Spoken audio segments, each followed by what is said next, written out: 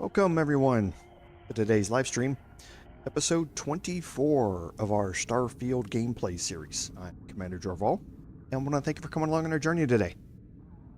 So, on some admin notes, there's not a whole lot going on in Starfield news at the current time. There's a bunch of talk about, the Xbox exclusives and that sort of stuff going to PS5 at some point and all that. That's kind of ancillary news. No one's really positive that's going to happen with Starfield, but it would be nice. I'm not a fan of exclusives for platforms. I never have been. But it would be nice to be able to see Starfield get out for another platform. But, we'll just kind of have to wait and see how it goes. I don't think many people are holding their breath for it, but we'll see. So, on the second admin note, I've gotten a few comments about the future of this particular stream, and that's a very good question. Starfield has seen a huge drop in player base since it launched. It just didn't perform with most of the player base like some of the other more popular games of 2023. I've told all of you before that doesn't really matter to me. I don't live stream to make money. I'm never going to monetize my live streams while they're live. I think that's just a bad thing to be interrupted by ads while you're in the middle of a live stream. So I'm never going to do any of that sort of stuff. The videos are obviously monetized, but I don't care if I earn 10 cents off of a video. That's not why I do this. I'm really appreciative for all of you that do subscribe to the channel, but I'm never going to ask for a subscription or a like or turn on notifications or any of that sort of stuff, because that's just not what I'm here for. I'm here simply to play games, and hopefully me playing the games that I enjoy playing and explaining what I'm doing while we go through them. Maybe it gives you more hints to play the game yourself. Maybe it makes it easier for you to do things in the game that you're playing yourself. Maybe it gives you an idea of a new game you'd like to play. So that's the reason that I do it.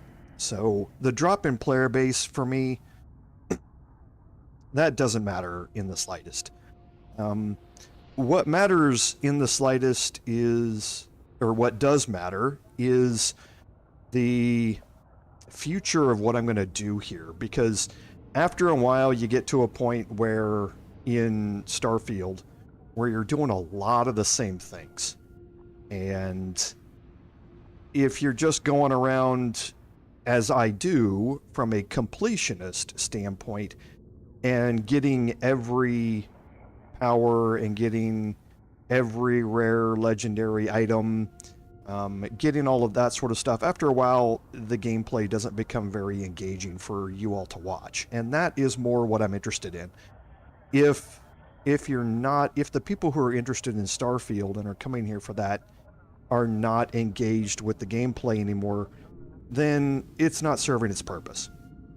So I just want to take a couple of quick minutes here and lay out how this stream is going to finish itself off.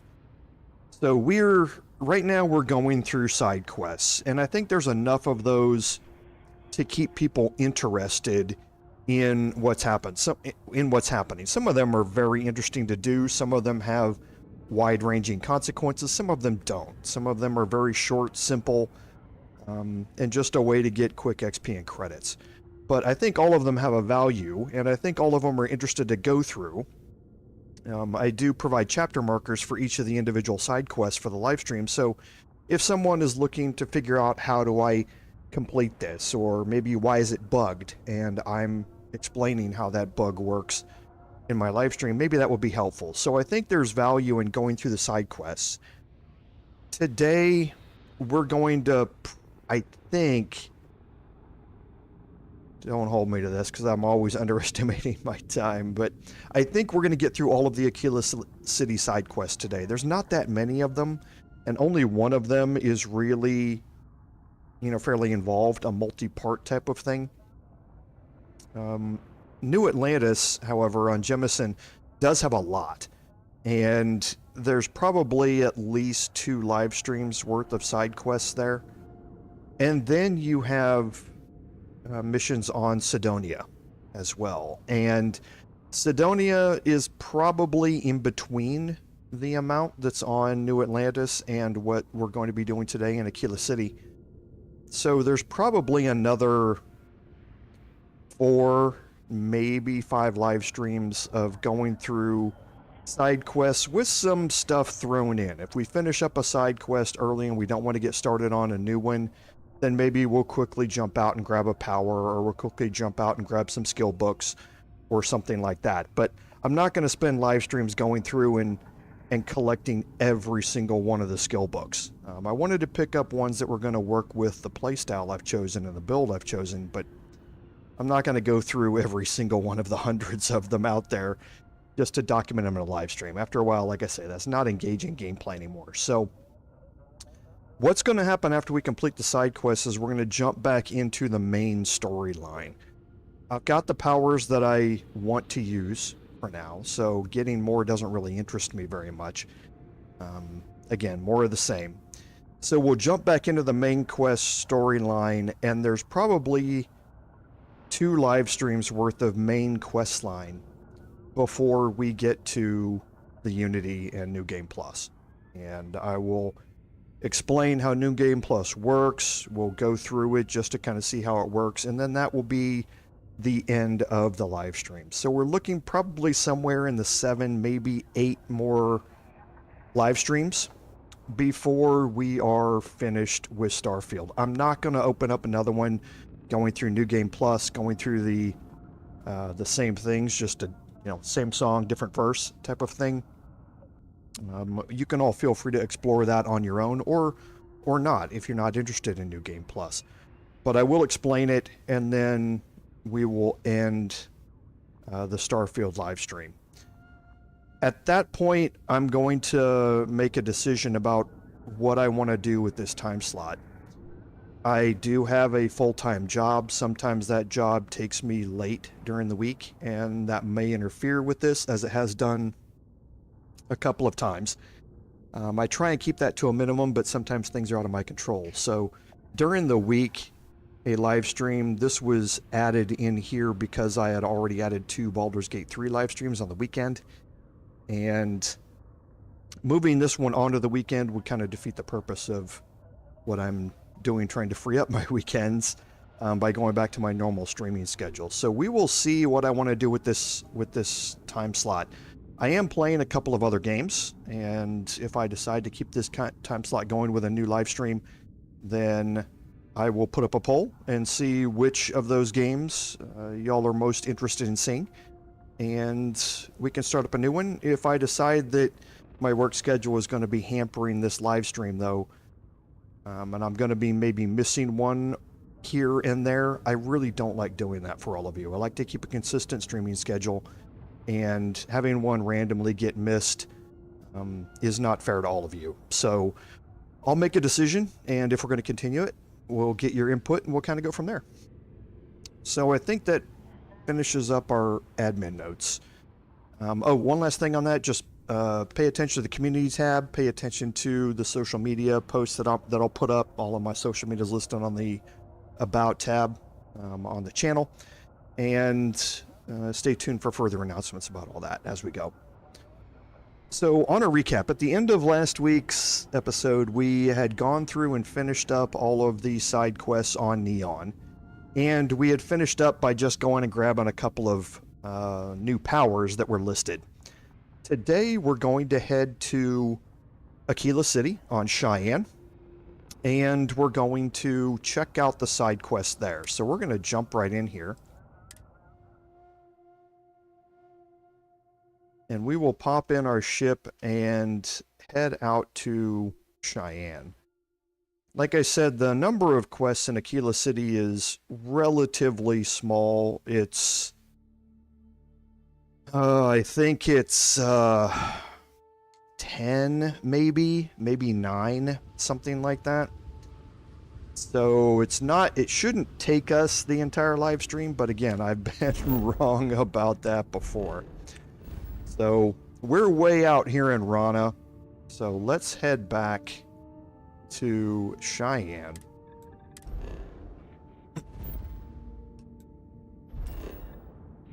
And we'll drop in here to Aquila City. Now, the main kind of introductory quest that you do to be able to unlock all of the quests here is well, it's not part of the main storyline, but it happens, you encounter it right the first time you venture into Aquila City. And that's the Job Gone Wrong quest. Now, that we experienced previously, where there was a bank heist in progress, and right here there was a crowd gathered around. We resolved that quest, and that leads you directly into the Freestar Ranger questline, which we already completed. So to open up these other quest lines, some of them you have to have completed Job Gone Wrong already. Some of them you don't have to. If you bypass that quest, you can go pick up some of the other people, but a lot of the NPCs are going to be gathered around here watching this, and you won't be able to interact with them to get their quests until you have completed that. So make sure that you've done the Gone Job Wrong quest. If you haven't continued on through Freestar Rangers questline, that's still perfectly fine.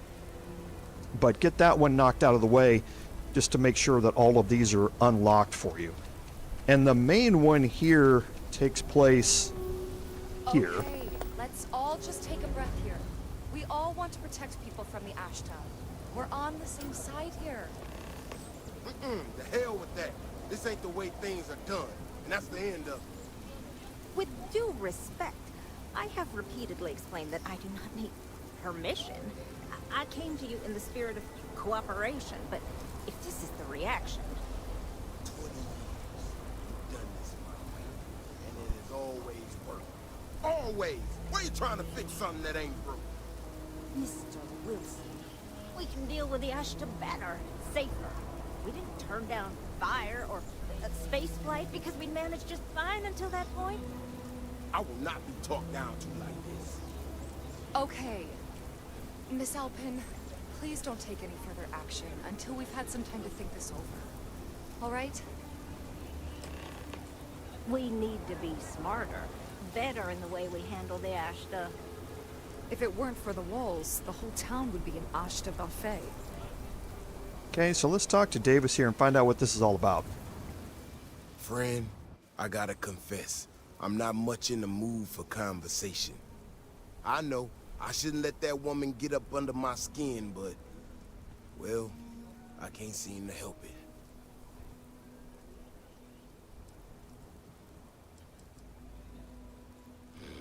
Girl comes in here with her big ideas about how we defend our city. No respect for the way we've done things for years.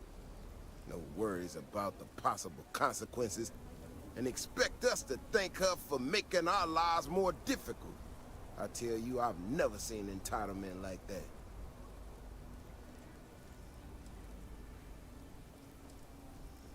Not a shred of awareness in her. It's shocking is what it is.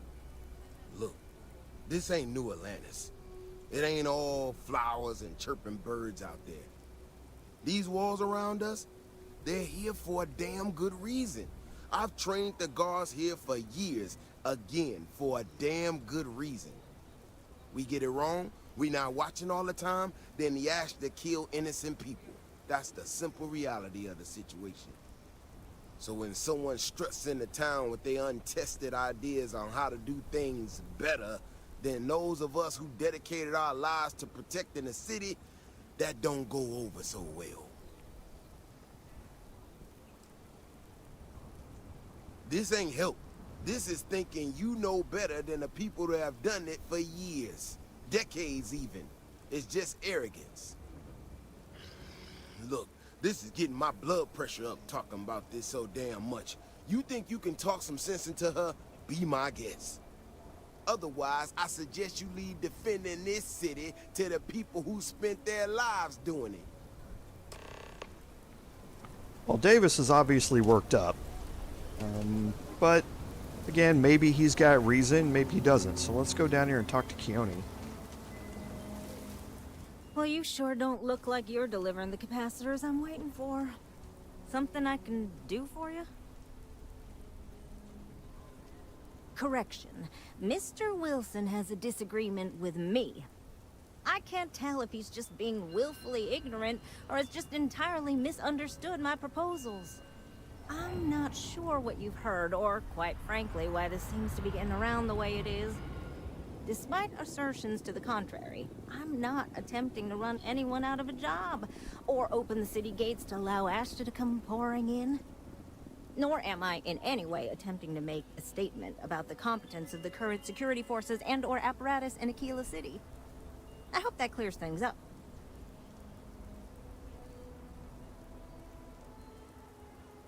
Okay, well, I must need to work on my delivery because I keep having this problem. I need to prove that what I'm working on can make a positive difference. Then you'll see it my way.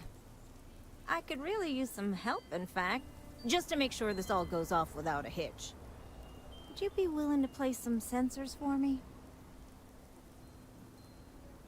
That is great news. Just take these and stick them in specific spots in the city along the wall. When you're done, come find me. I'll find something to do in the meantime to give myself an air of plausible deniability. Okay, so it looks like she's just trying to find a new helpful way to deal with the Ashta. We haven't really dealt with the Ashta yet, but we're going to get up close and personal with them here in a little bit. So you'll learn much more about them as we go here. So now we're just going to make our way out here along the base of the wall.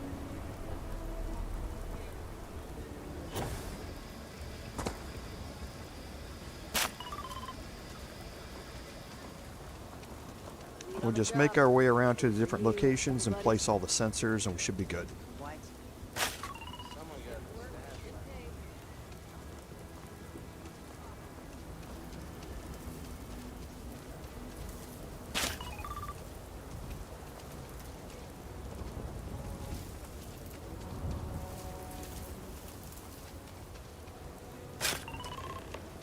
Last one. Now we're good to head back.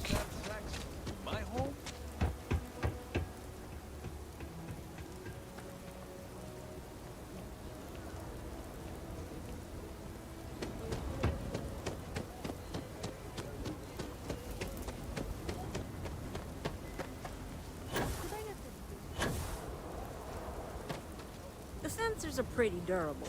I mean, don't go using them as target practice, and they're good to go. You got some good news, I hope? Well, that's that then. So, this next part, it's a bit delicate. See that guard tower across the way there? I need to get in there and make a few small modifications to the terminal inside. I don't have the processing power to collate all the data that'll be coming in from the sensors. The existing network does. Oh goodness, I really am bad at communicating sometimes. I have that part well in hand. The, guard standing outside there, he's not gonna let me in. I need you to distract him. I should only need a few moments. So, I don't know, convince him to take a break or something. Or if you're feeling particularly rebellious, maybe give him some official business to attend to. I believe it's what Davis would refer to as a ruckus. As soon as you've got him occupied, I'll scoot in and out before anyone notices. Okay? Let's do this. Okay, so you can try and steal something or cause some sort of disturbance. We're going to try and persuade him. And for that, we need to make sure that our fitted business suit is on, which it is. Now I have to remember how to make my way out here to this guard. Okay.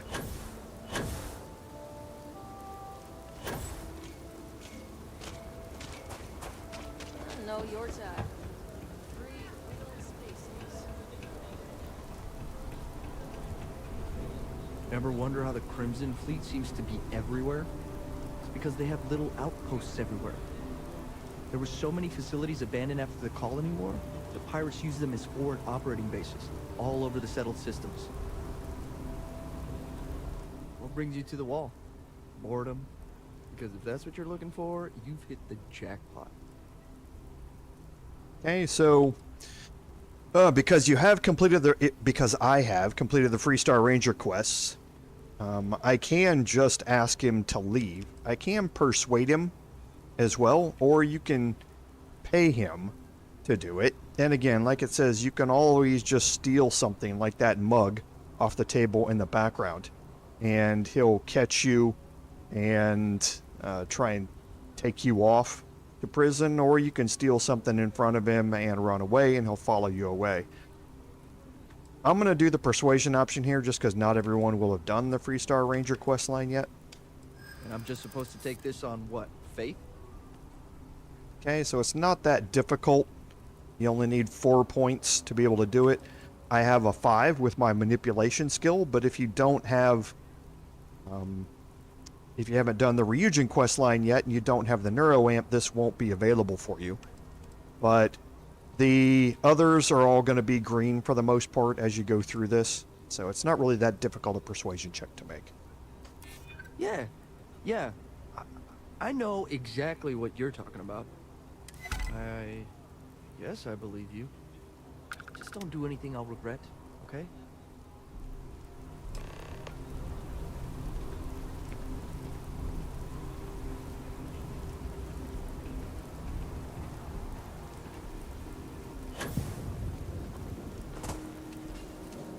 That's all settled then. Thanks for the assist. Hope you're none too worse for wear.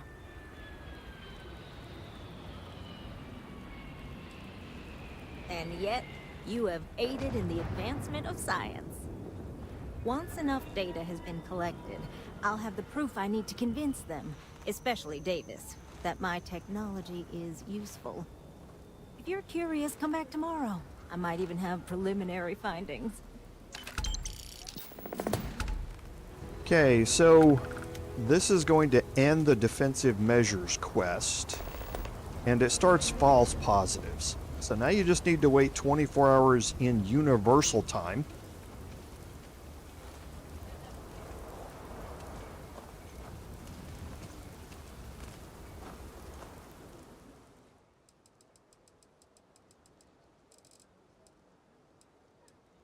So that'll be good enough.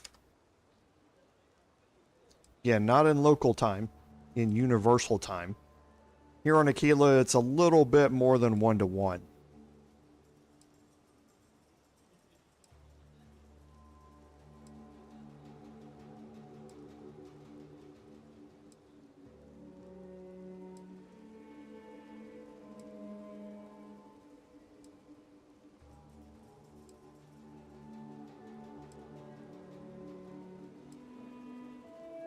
Engaging gameplay, I know.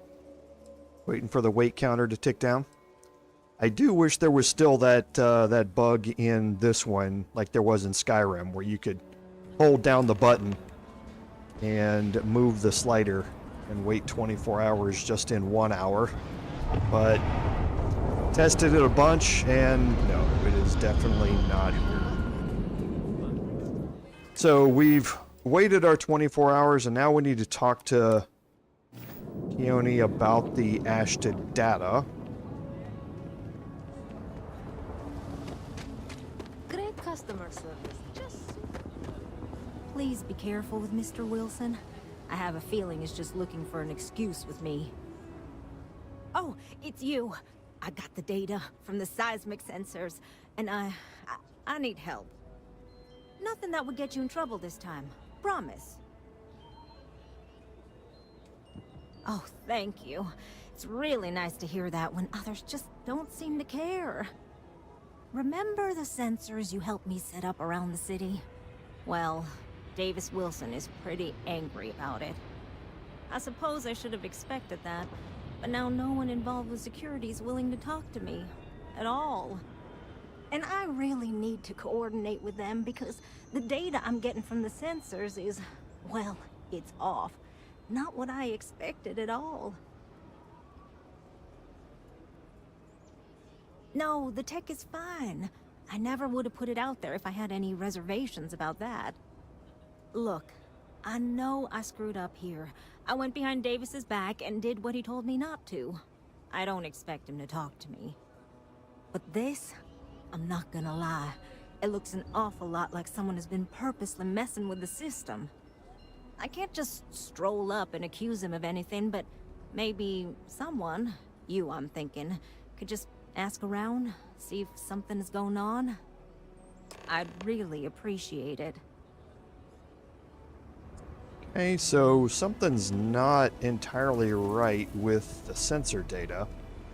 And if somebody is actually messing with the system, then that's probably not a good thing either. So let's go talk to Davis over here. Vigilance is what keeps Aquila City safe. Don't mean to be rude, but I got a lot of things on my plate right now. So unless this is important, I'm gonna have to ask you to come back some other time.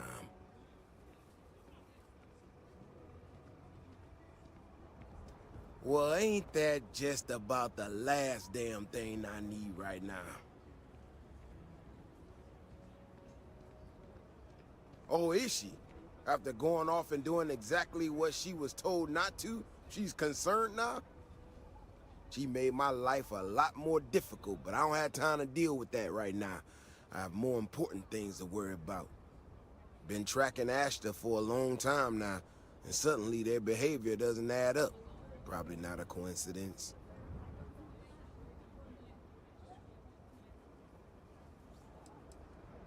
Maybe it would, but right now I don't give a damn about her data. Now I need to get back out there and get some eyes on this situation. Since you so interested, looks like you can handle yourself. You wanna join me?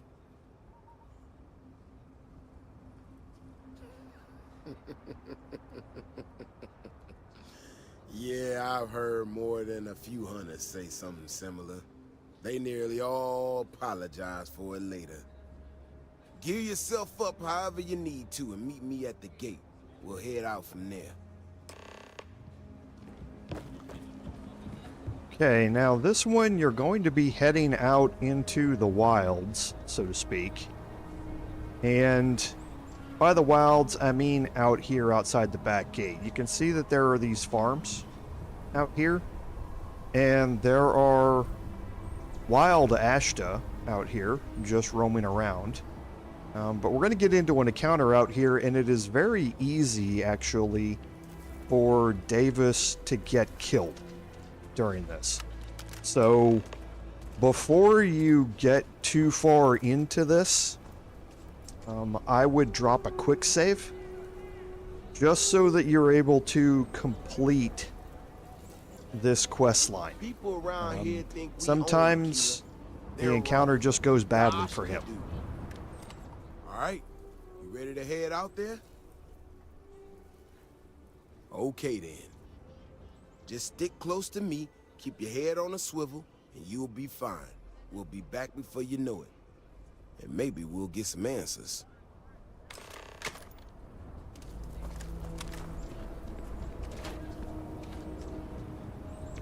Everything good? Here to help.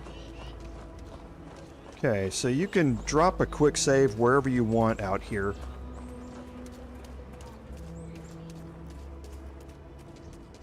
But stick close to Davis. This is what I'm talking about. These tracks. They're all wrong. The spacing, the depth, just doesn't make any sense. Let's keep going.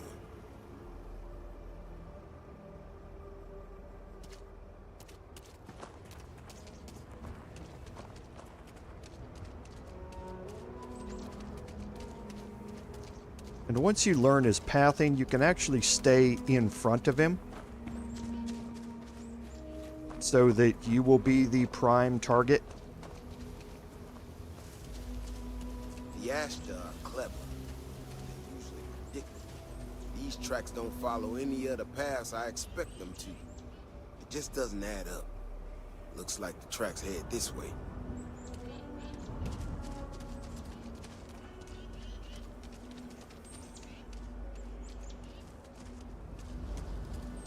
What in the hell?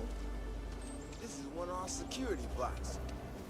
Someone sent this thing out to mimic the Ashta? Why in the world? Shit, you hear that? Eyes up, we got incoming.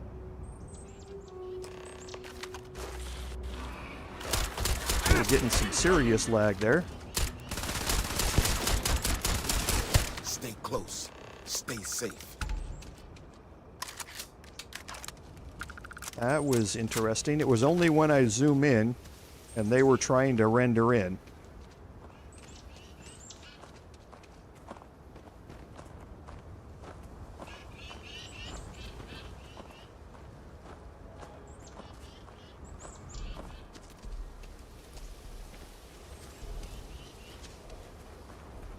The other good thing about it is that we're extremely over-leveled for these quests for the most part. These are quests that you can do when you're just starting out in the game.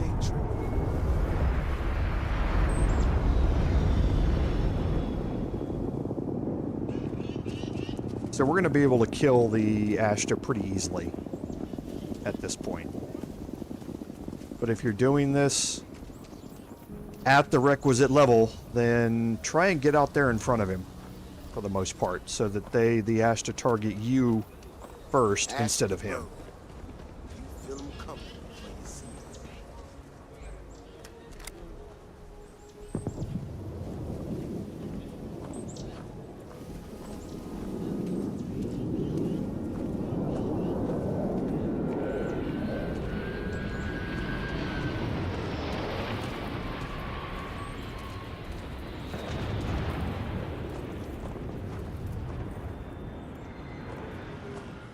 You know how to handle yourself. Most times someone encounters an Ashta, they panic. Not you. Now I got even more questions. Who in the hell did this, and why? No, I expect not. Someone from Aquila Security did this. We're the only ones that have access to these robots or can change their orders. I need to check this over, see if I can find some more details. While I do that, I need you to run back to the city. Check the access logs on the computer in the barracks. Look for whoever signed for this thing last. I'll meet you in the city when I'm done here. So that conversation is meant to happen out there, but I would follow him in all the way to the city before you have it. Sometimes he'll glitch out outside, and you'll get a bug where he'll just stand out there and won't come back into the city, and he's not interactable anymore as a quest giver. So I always follow him back in, make sure he's completely safe and no random encounters happen on his way in, and then once he's in here, then you can talk to him and continue on with the quest. And for that, we need to head up into the city to Aquila Security.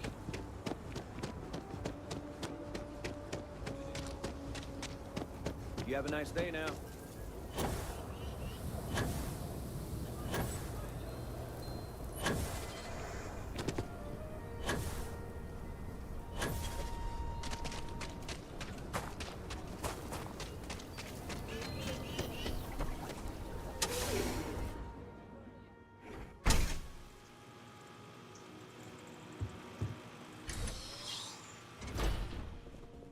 You're out there a lot, right?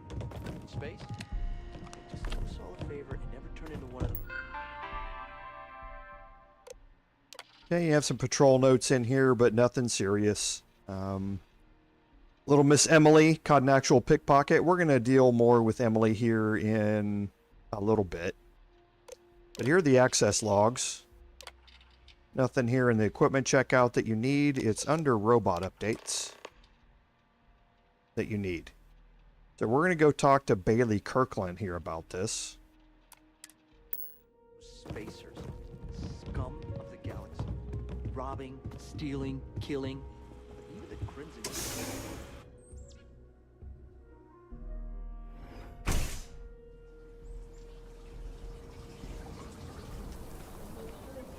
People have no idea what we do to keep them safe.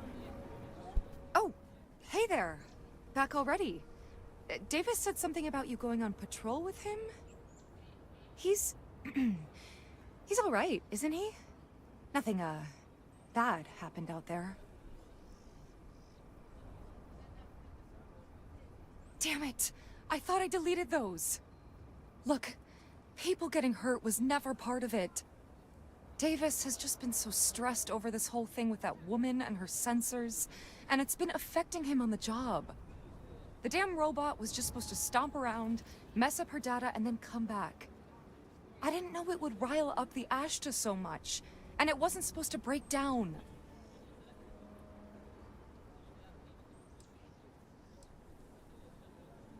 It won't matter. I really screwed this up. Okay, so now we know who reprogrammed the robot.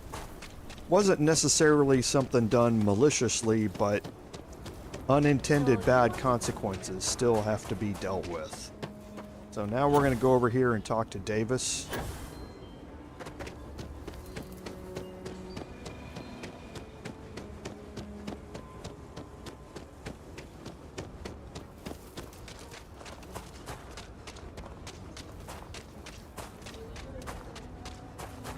We need to get to the bottom of it. The robot's internals are fried, so I came up empty. You have any better luck than I did? Know who's responsible? You serious? Oh, Bailey, what were you thinking? My own people sabotaging equipment. Whole world's gone crazy. Well, I'm gonna have to go deal with this. Thanks for helping out. I'll kick some credits your way. May not be much. Not made of money around here. You might want to give Miss Alpin some time to get clean data. Might be her research. Well, it might prove useful. Okay, so that's going to end the false positives quest. And it's going to take us right into Leader of the Pack. Okay, so we need to again wait 24 hours here. Having a good one?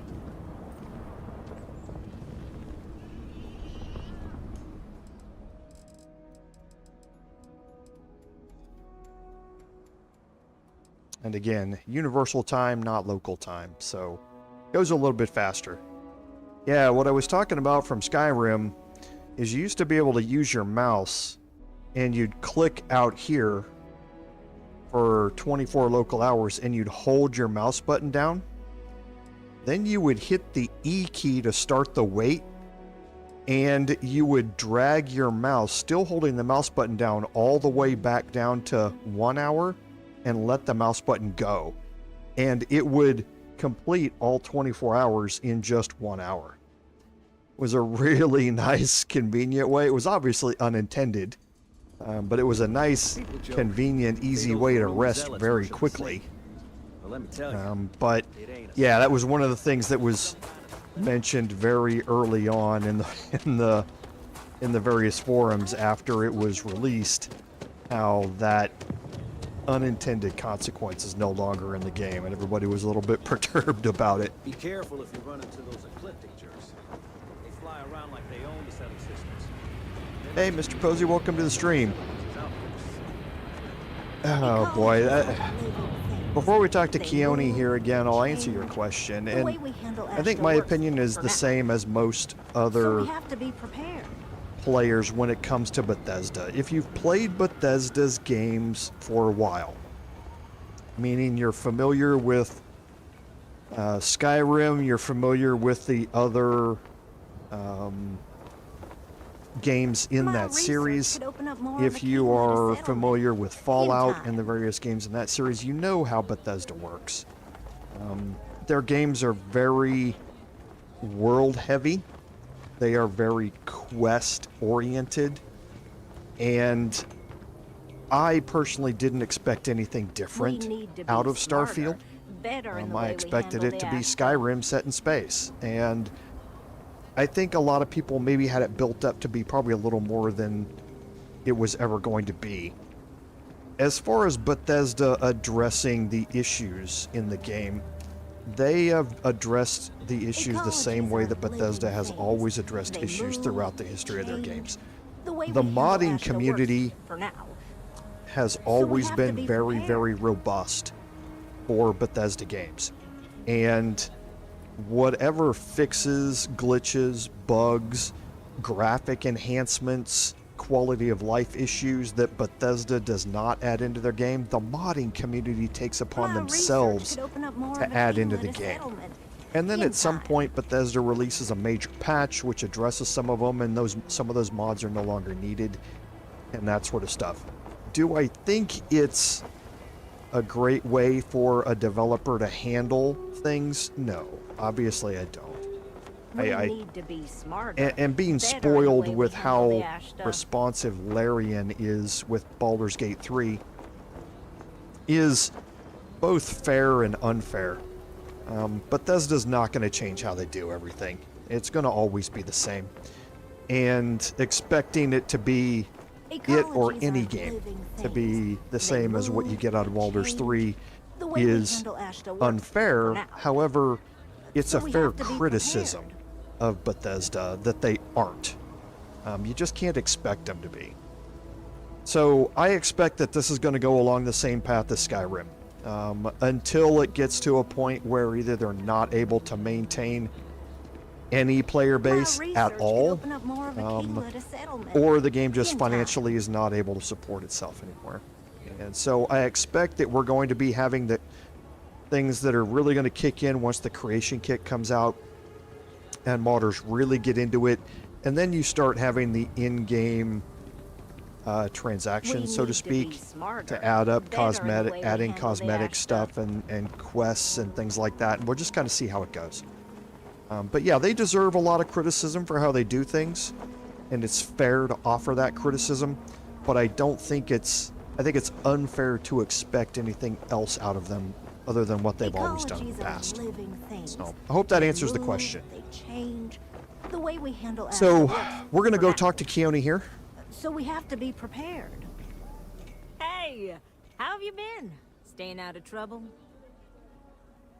And yeah, Mr. Pose, that's kind of what I think. Like I say, I think that's part of the unfair part of it. You know, we can always hope, but I think it's unfair to hold them to that standard when we have a track record of how they operate. We know what's gonna happen. We know how all their previous games have been. So I judge the game based upon past experiences with Bethesda games, and it's exactly the same, in my opinion, as what has happened with the previous Elder Scrolls games and Skyrim and that sort of stuff. So I'm not expecting anything different. Well, whatever gets you through the day. I've had more than my fill of it for this lifetime. Things here have been, well, they're better. The ice has thawed a bit between me and Davis. We'll probably never be friends, but at least we're on speaking terms now. I think he finally appreciates the value of my research. No worries, Mr. Posey. Like I say, thanks for the comment and the question. I appreciate it. I always like interacting with all of you in the chat. You're one of the main reasons I do this, so hope that answered the question. Yeah, we're much better as a team, even if it is a cautiously engaged one. In fact, speaking of Davis, I have to confess, I'm a little worried about him. In analyzing the recent data, I've isolated readings suggesting that someone is making patrols far more often than in the recent past. I don't have any direct evidence, but I know it's Davis. It's gotta be. I'm worried that everything I've inadvertently put him through is kinda, I don't know, pushed him over the edge, or at least a little too close to it. No, he's not. He's out there at least 4.5 times as frequently. There's something else going on. I'm better with statistics and circuits than I am with people. I've already made a mess of this situation. Do you think you could go speak to him? If nothing else, it would ease my conscience. Okay, so she's worried about Davis, and I'm sure Davis is worried about all the other things that are going on out here. I can't believe Bailey did such a bonehead move. Oh, brother. Why is it every time I see your face, I bet a headache's gonna follow shortly after? Mm-hmm. All broken up about it, I'm sure. So what can I do for you? And there's the headache. Ah, that woman, I swear. Even though we've smoothed over most of the rough spots, she still manages to strike a nerve without even trying. Maybe I do. Maybe I don't. Not sure yet. When we were out there and we found that robot, obviously that threw me for a loop. Still can't believe one of my own people will pull a stunt like that, endangering us all. But the more I thought about it, that whole episode doesn't account for some of the tracks I saw out there. Too large, too spread out. Yeah, that's what I'm afraid of.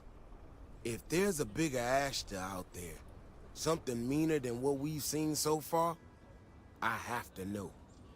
I tell you what, if you and Kiona are worried, why don't you just come with me then? Either I get an extra gun in the fight, or you get to laugh at the old man and say, I told you so. I'll give you a chance to gear up if you need it. And, maybe grab the biggest gun you got, just in case. All right. You know, Kioni showed me her data. She's a clever kid. Okay, so here we are, same song, second verse. I think we can make some real improvements in the future. She had a couple sets of data that she thought were erroneous or something. But it seems to me that it might not be. Bigger, faster, Ashta sounds like it matches up with the tracks I've seen. But I tell you, I'm hoping she's right and it's just a glitch. And no need to tell her I said that. Wouldn't want it going to her head. All right, here we are. Let's head this way.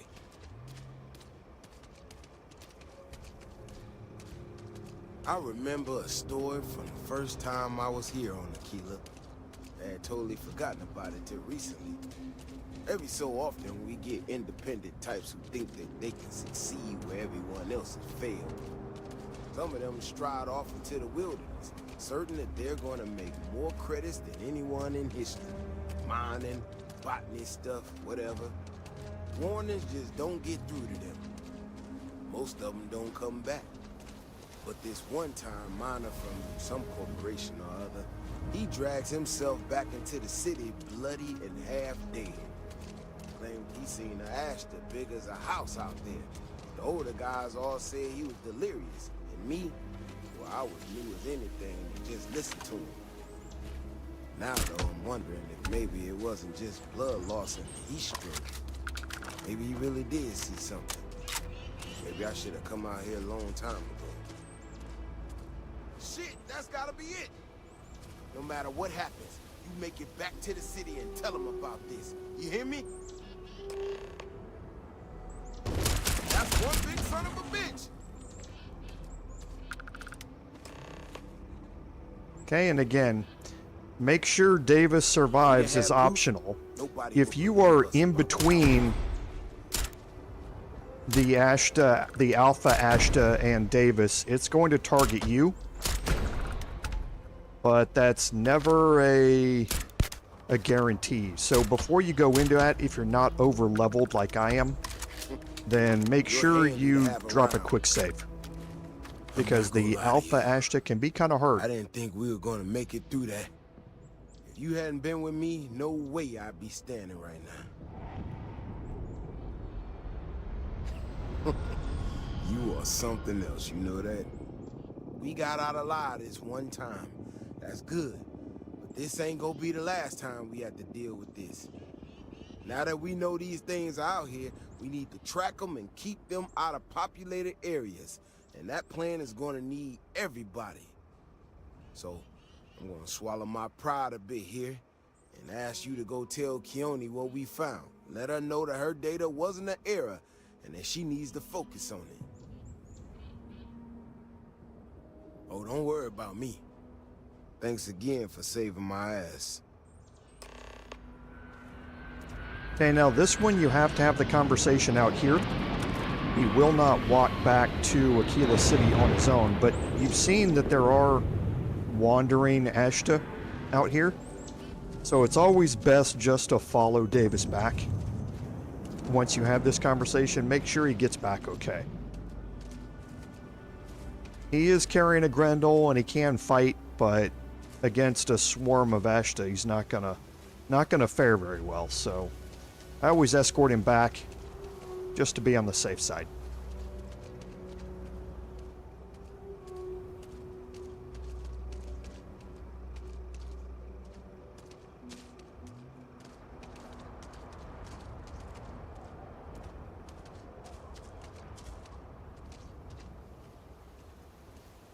And again, if I do see some things out here, I'll probably take pot shots at them. We're going to check our skills here in a minute once Davis gets inside. If we could track the alphas, it would make everyone safer. Go ahead, Davis, get inside. We'll check our skills and see how we're leveling up with our rifle skills.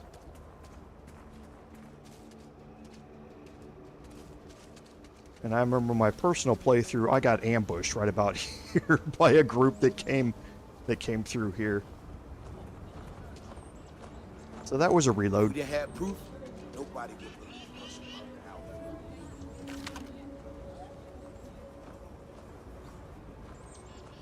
alpha. Okay, looks like we're fine here this time though.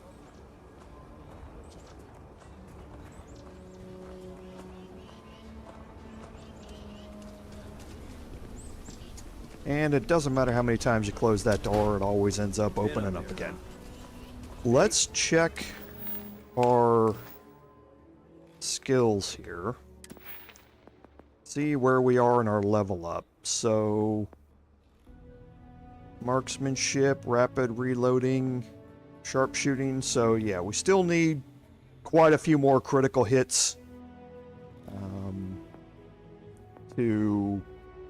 to get sharpshooting and marksmanship up. We've got a lot of kills that we still have to do. And rapid reloading just comes along with it. I'm going to have to start focusing on rapid reloading. And I'll probably do that more by utilizing my pistols instead. Because every time you reload that from an empty magazine, then your rapid reloading goes up one. But you have to empty the magazine to do it, and I almost never do that with the Beowulf. So I'll probably swap over to this pistol here just for a while, just so I can help level that stat or that skill a little bit more.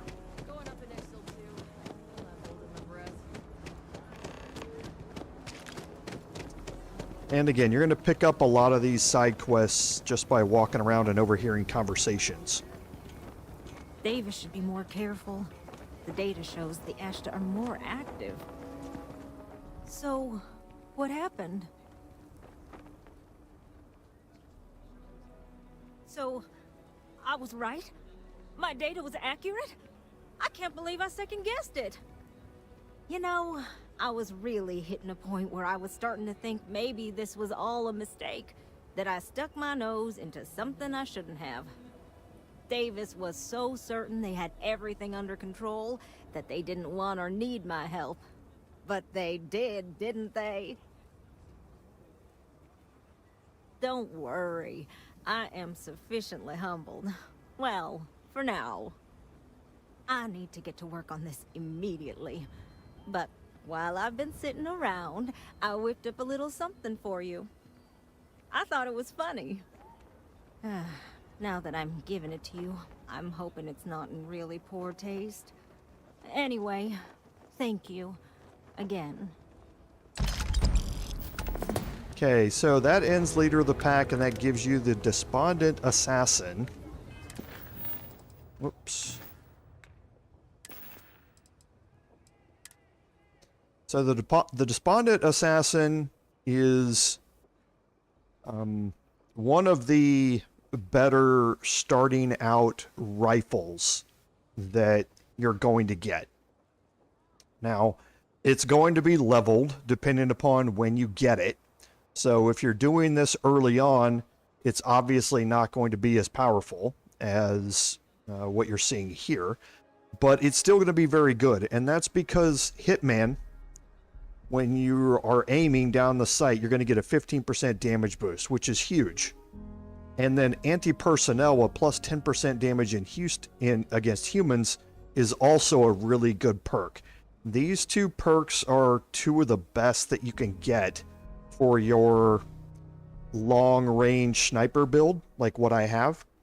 So if you're farming legendaries, those are two of the best.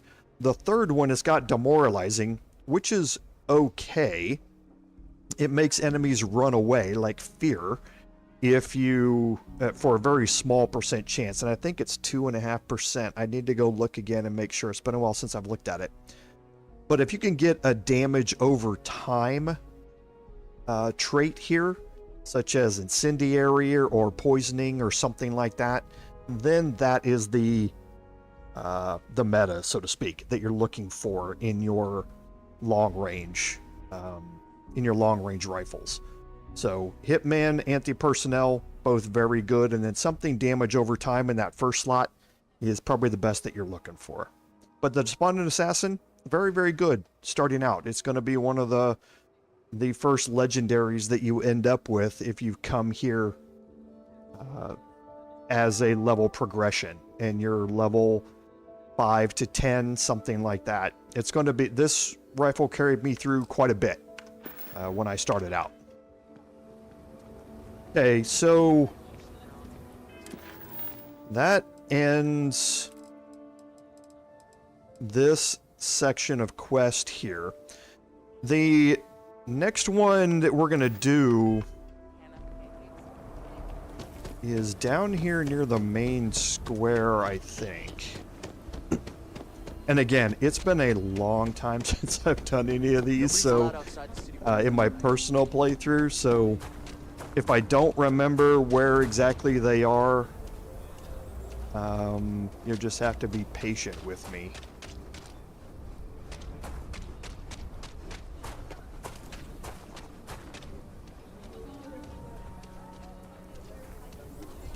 Okay, so here's Laredo Firearms. I think this is them here. We can't do this alone, Annie. It is. I don't know. She helped with the baby. I'm sure she'll help us. Stranger! Stranger! Come here! And this is the start of the Great Laredo Caper. We've met Annie Wilcox before. I'm Annie Wilcox. You're new in town, aren't you? That means I'm gonna keep my eye on you. Is it? Or are you just saying that? See, I work for the Freestar Rangers. I'm the first ever Ranger Surveillance Assistant. And that's not some dumb made-up title. Ranger Emma Wilcox gave it to me. So it's official. And we met Emma Wilcox during the Freestar Ranger questline. That's right. She's a senior ranger, which means she's in charge of me and all the other rangers. Well, except Diego, because he's a senior ranger too. Oh, and the marshal. He's in charge of all the rangers. I'm the best ranger surveillance assistant that ever lived. Someday, I'll teach other kids the tricks of the trade. Gotta prepare the next generation, because I won't be here forever. So what's it gonna be? Are you gonna be a law-abiding citizen? Or are you gonna be on my list? That's the right answer. I just hope you mean it. Aquila City is just crawling with crime. It's everywhere. And it's up to us Rangers to do something about it. And Ranger Surveillance Assistants. Someone's stealing guns and stuff from Laredo Arms. And none of the adults believe us. So we're hoping, you know, You can help us break it all open. Emily was right about you. I was doing my ranger patrol one night, and there was a suspicious character casing Laredo arms. I watched him as long as I could, but I had to rush home for bedtime. First thing in the morning, I came back and interrogated Justin Sneed. And he said they were tracking down an inventory discrepancy. I told him about the suspicious stranger, but Mr. Sneed didn't believe me. Exactly! This case was too big for just one ranger, so I deputized Emily. I'm an assistant ranger surveillance assistant. Or, something like that. And we found out that the thief breaks in most nights. Like, really late. He's got his own key card. We just need to catch him. Security will believe you. You're doing Aquila City a big service. Best I figure he's there around midnight. You need to wait for him to exit Laredo, then catch him red-handed. We need to bring him to justice. Okay, so we need to apprehend the thief at midnight. Laredo Firearms is here, the main entrance. This is around the back side here. And it must be midnight because you have a fairly generous window here around midnight. It was supposed to be an easy job. What? Shit. Yeah? I won't. Oh, God. This can't be happening. Oh, God, no. Security. Everyone, don't move! Don't anybody move. Let's see. If it ain't the hero of Galbank. And who do we have here? Looks like you're carrying a lot of weapons for a nighttime stroll. Hell, I give up. Smart move. I got a tip something was going down tonight. Was little Annie actually right about all this? I kind of always thought she was a pest. But now, I got her from here. Aquila City owes you again. And, thank Annie for me. Dear God, she's never gonna let us hear the end of this. Okay, so if it's not around midnight, like I say, there's a fairly generous window around midnight to be able to do it. The shooting range is where he ends up coming from. So if you would like, there are chairs down here at the shooting range you can use to wait. And if you wait between, like I say, close to midnight, either before or after, it's perfectly fine. Like I say, there's a good range of time in which he'll show up. We just happened to get lucky, and it was already around that time when we got here, so. We'll report back to Annie, and she's here inside the rock with her mother.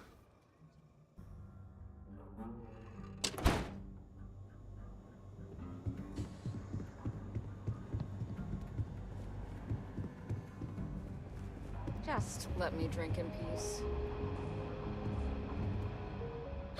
Did you catch the thief? Tell me it worked. Annie, what are you doing up? It's way past your bedtime.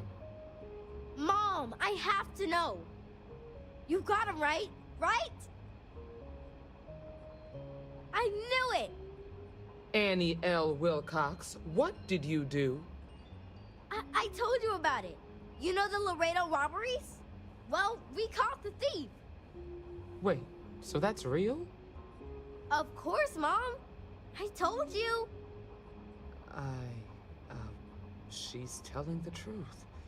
You're not pulling my leg, right?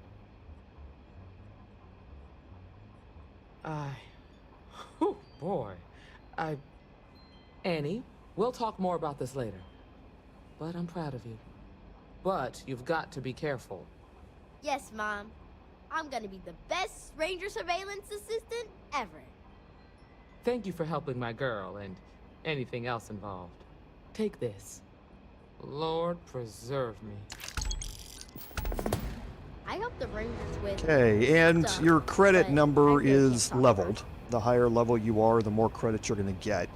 Somewhere around 2,500 or so is what you normally will end up with based Got to upon admit, your current level. I'm impressed how fast you made So, that ranger. or if you were leveled appropriately for this quest. Now we're going to head back out here, and I don't know if this one is time dependent or not. Also, the Great Laredo Caper that we just finished, you cannot complete that until you finish the Galbank mission here. So again, make sure, like I talked about earlier, make sure that you've completed that and gotten it entirely knocked out before you start looking at doing any of these in here. So now this one, I think I remember where it is. Okay, and it's not time dependent. He's standing here. The finest folk in the settled systems make their home right here. Good to meet you, friend. Name's Elias Cartwright. I'm the mayor of Aquila City. Now, I've got a memory for faces, and I can't say I've seen yours around here before. I make it a point to introduce myself to everyone who passes through our fine city. As the founder himself once said, there's no substitute for a warm welcome and a friendly smile. You're more than welcome. As I'm sure you know, us folk in the Freestar Collective put great stock in human kindness and generosity of spirit. I like to think that's what sets us apart from our neighbors in the United Colonies.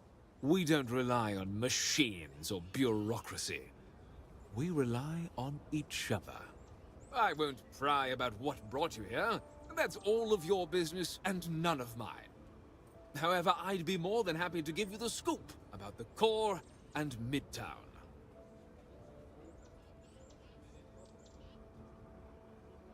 The core is the oldest district and represents the original settlement dating back to the days of Solomon Coe. The descendants of the original settlers still make their home there today.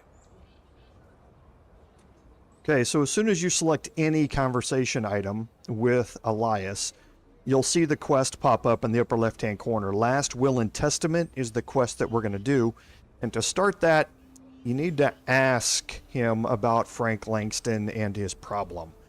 If you just stand here next to him and listen to him talk, you'll hear some grumblings about this, and then the quest will pop as well. But if you don't want to wait around for that, you can just select any conversation item and it will start. Frank's just the latest owner of the old Hassanove Manor, and he's the worst, simply the worst. But it's been a problem since the Hassanove family ran out of heirs. There's a no wrong the Cartwrights have been trying to right for decades. And hence, well, I need help. I was right to talk to you about this. The last Hassanove was Sahar.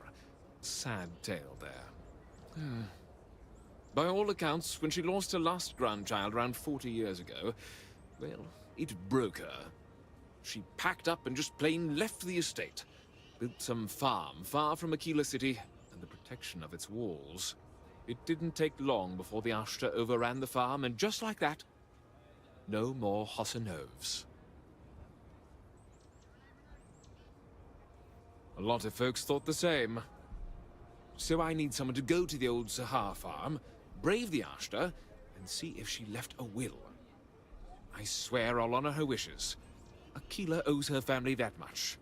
And if it happens to kick Mr. Big Shot out of the core, well, that'll be a bonus. You are a blessing. Sahar's farm is elsewhere on the planet. If you can't handle Ashta, please just don't go. I don't want this whole sordid story to have more tragedy.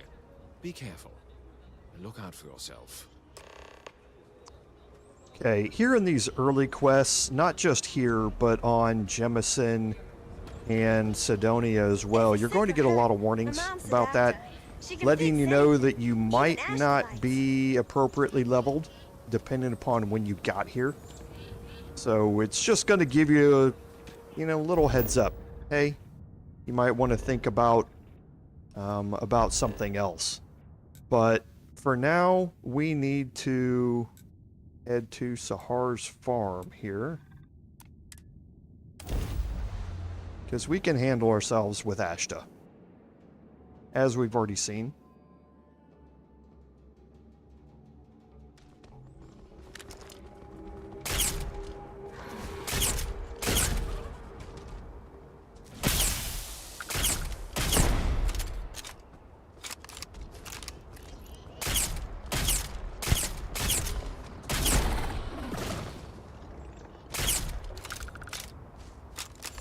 Get my reload skill up. There we go. And I will make that quest active so I don't have the ECS constant quest sitting around, which it's always going to be. We're going to have to keep deselecting that.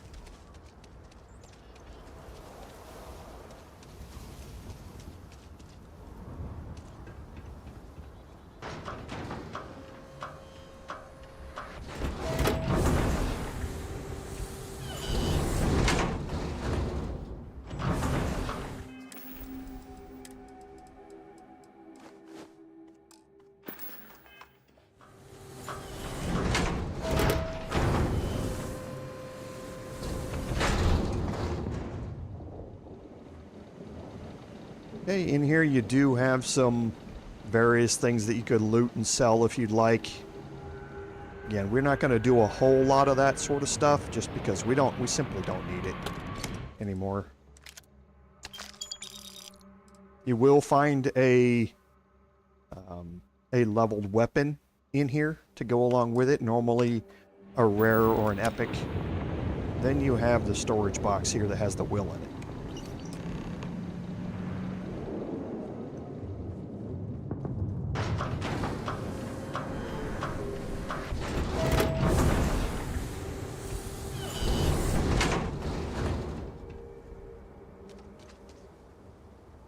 You know, I'm gonna go look at something real quick. I don't think I've ever looked at this little tent area here.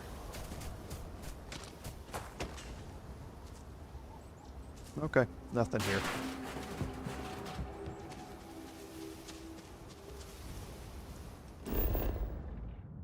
Okay, so now we can head back.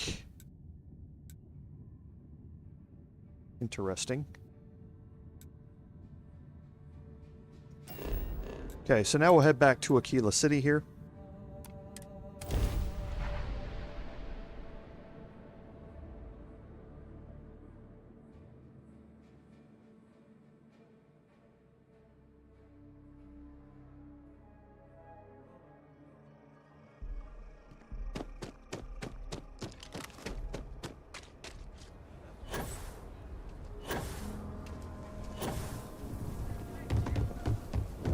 You didn't hear this from me. And you can see here that we have 2 quest markers on our map. And that's because we can talk to Frank Langston about the will, or we can just go directly and talk to Elias. We're going to go talk to Langston. And you can see he's over here.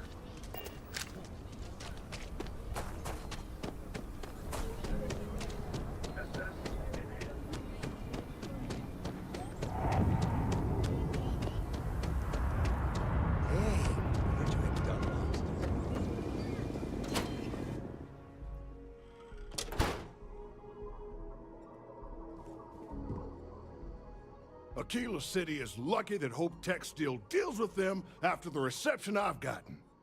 I come here offering business, employment opportunities, and they practically spit in my face.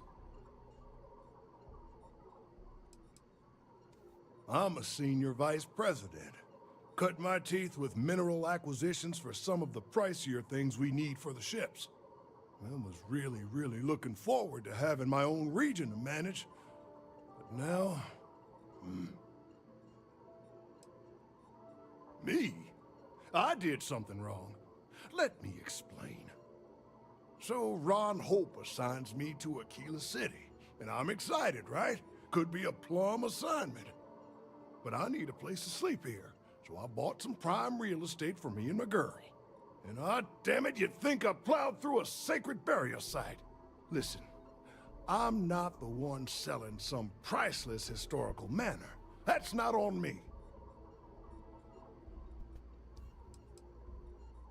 That's just the thing, isn't it? It's not really. All the manors on the core were built by the founders. But this isn't some sort of sacred ground, right? It's just housing. And the owners before, some nobody third-tier family. But it's the core. Ha! Like I care.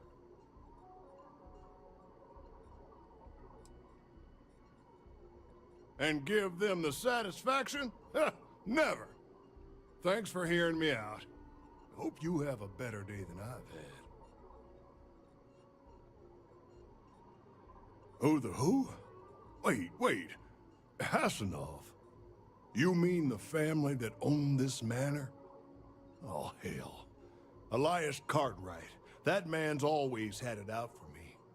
My credits are as good as anyone else around here. I got a business proposition. 10,000 credits, and I take that alleged will off your hands. No questions asked. Okay, so here's your first way you can play this. You can give him the will.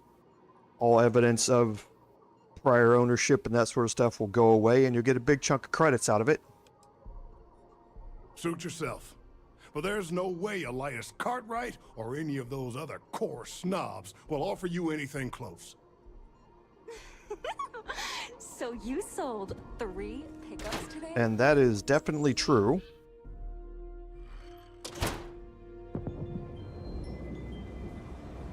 But we'll go talk to Elias.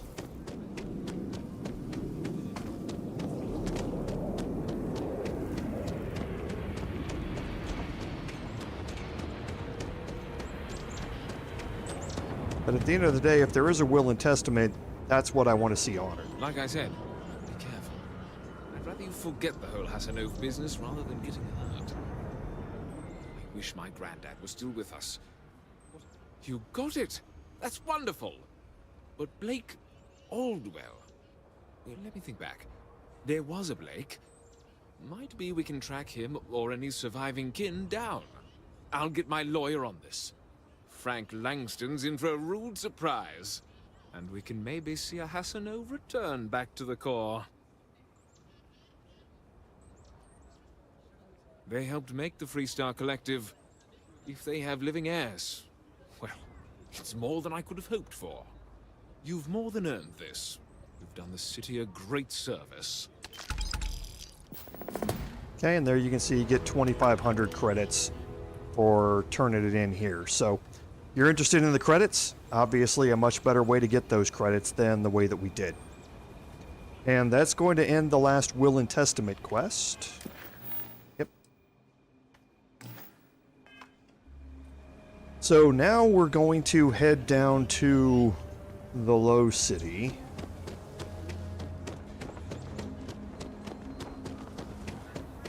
To the stretch. And see if I remember.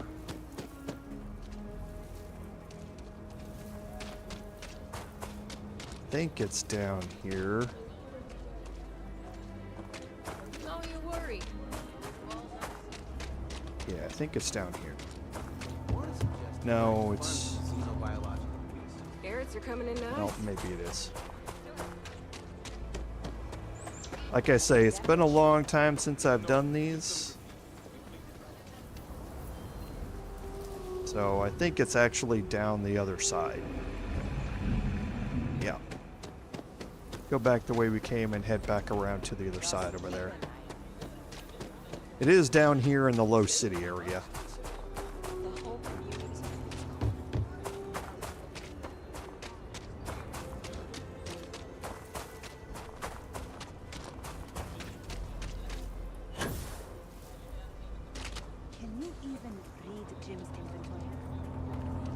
Hey Philip, welcome to the stream.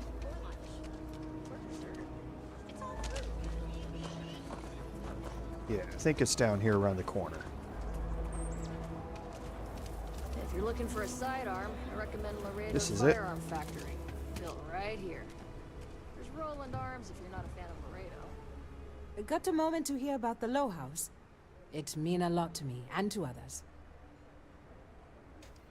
Good to know there's still some folks who can take an interest in the welfare of others.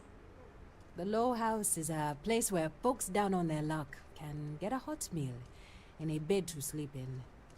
More importantly, they can do it with some dignity.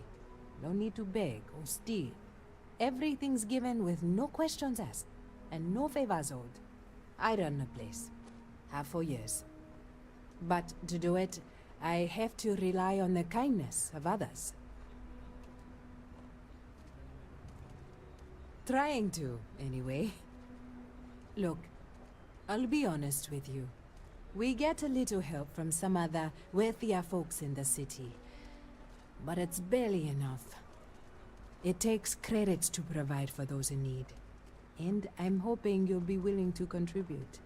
If you can spare a few credits, it'll do a lot of good. Thank you. I don't know if you believe in karma, but I do. I think you just earned yourself some.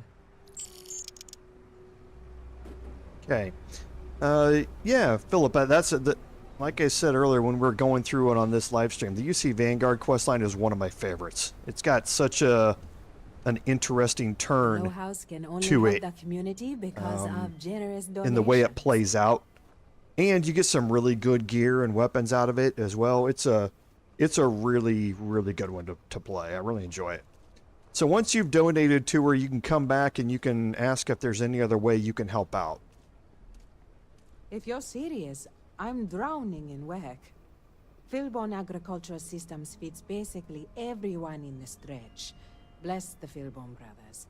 But their latest IntelliWheat shipment is late. I'm not worried yet, but getting there.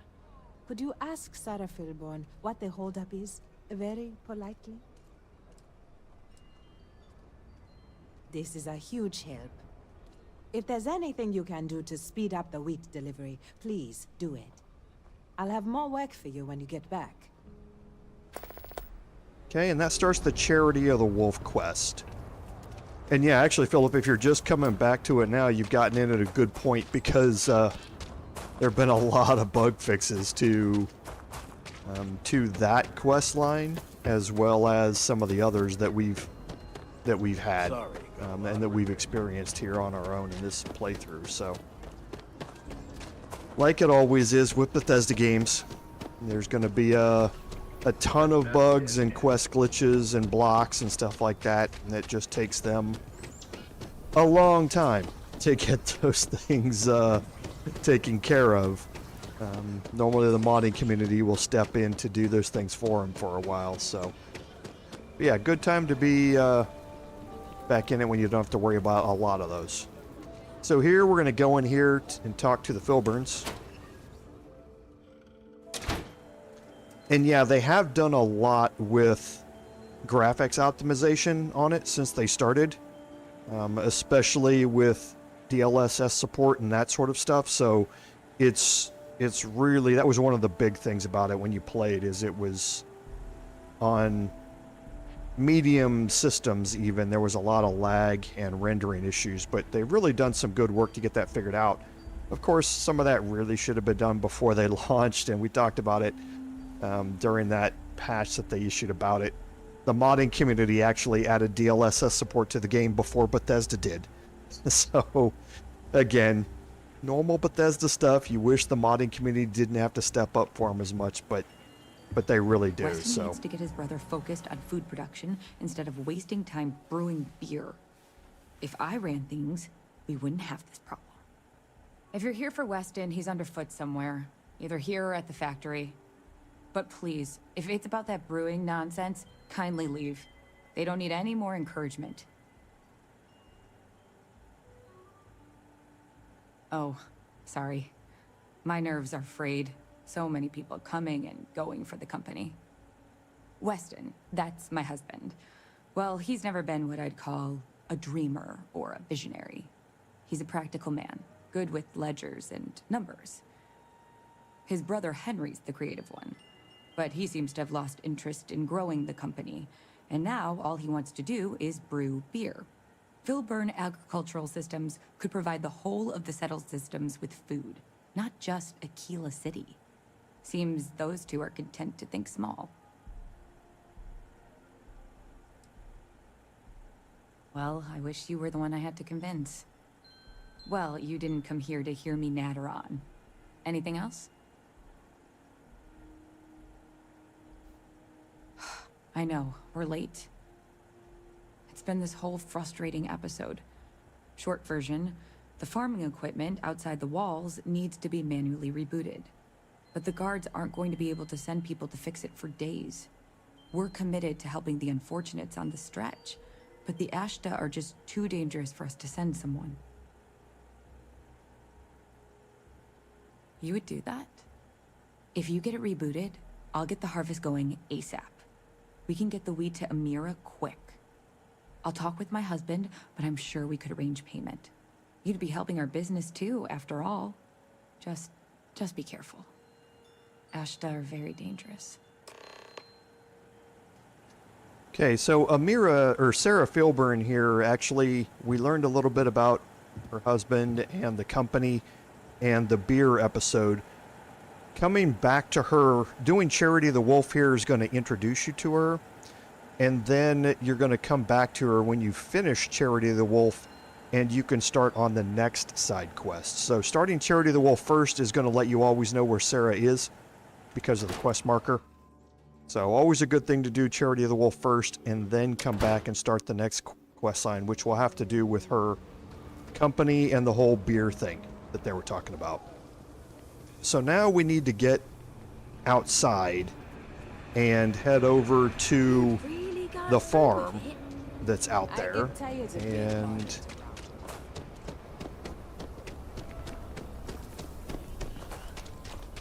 for that we can head out the gate here. We got a big old sign. Danger. If they open up the gate. And yeah, Philip, they really have. Again, like we all know, if we played Bethesda games before, Bethesda games are Bethesda games. And there's going to be a lot of glitches and blockers and all that sort of stuff.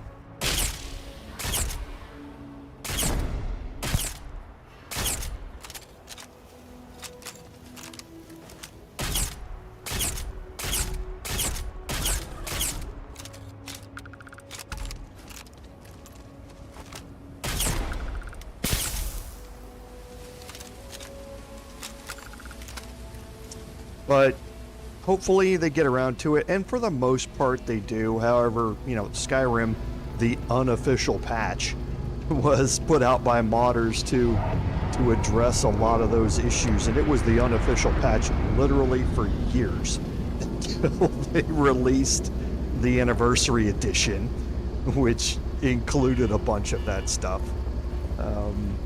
So yeah, we'll kind of see how it goes. I'm like I say, expecting the same thing.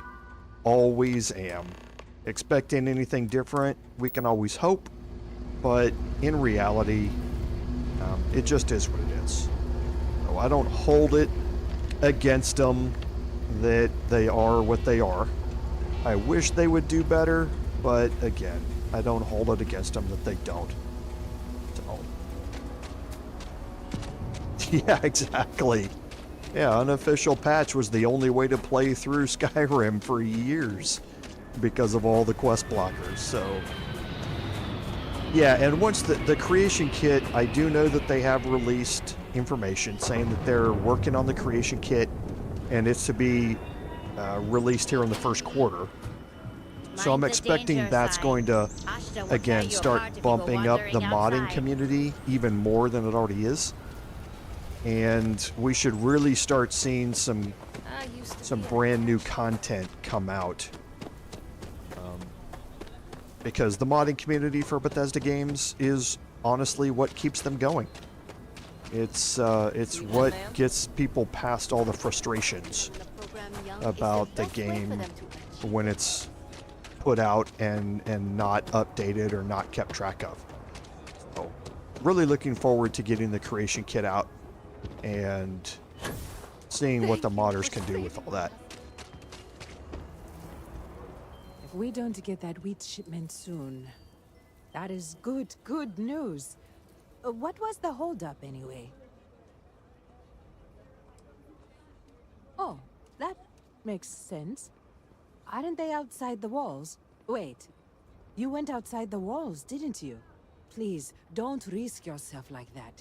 If anyone got hurt working for the Low House. I hate to ask it, but this next errand should be safe. Easy. Everything runs on charity. And our benefactors, though kind, I think sometimes, well, get sick of seeing me. A new face may ease up the purse strings, or at least save me some errands. It's touch and go sometimes. Pester too much, and they could turn their back on the project. Too little, and people suffer. So, the mayor, Elias Cartwright, has always been generous to us, but it's been a while since he's donated. Raisha Lands is a huge benefactor. Laredo Firearms has been vital for us. Both of those are routine, more polite reminders, really. The last is a long shot, probably futile, but the Trade Authority is incredibly wealthy, and they have never ever donated to us. If you could convince Duncan Lynch to give us anything, heck, a single credit even, I'd consider it a victory. You are a breath of fresh air. Once you're done with that, come back to me. Okay, so we need to go over and visit a few people, and we are going to have to deal with a persuasion, so we'll make sure we have our business suit on. Yep, Philip, that's exactly right. Anyone who's played a Bethesda game is very familiar with how the whole system works. So, but can't say enough about the modding community. They've always been amazing, and they are going to continue to be amazing for this game, I'm sure. I think I got them. Okay, so we've talked to Elias Cartwright before. He's up here. I hope Aquila is treating you nicely. What day is it? Oh, shoot! I forgot. I'll send over my usual monthly donation to Amira. She truly is a wonder. And with the building project her and Mr. Tate are planning, there may be a day when the stretch is a distant memory. I'll talk with Amira later. I didn't mean to cause any problems. I just wish others learned from the fine example you're setting. Okay, so it's fairly straightforward. Like she said, a couple of these are going to be just gentle reminders. Council of Governors.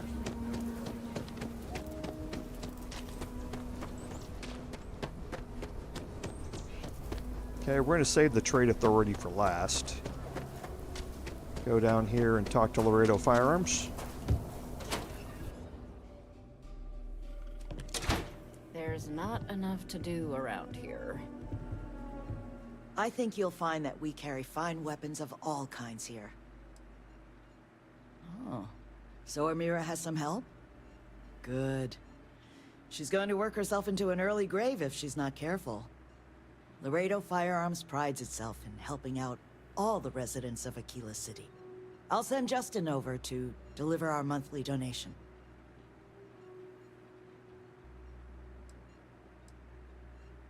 You are quite welcome. Is there anything else you want to talk about? Okay, so that finishes that one off.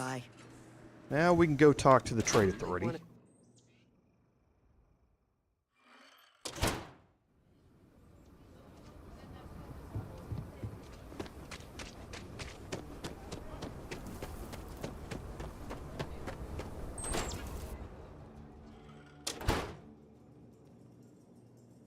Welcome to...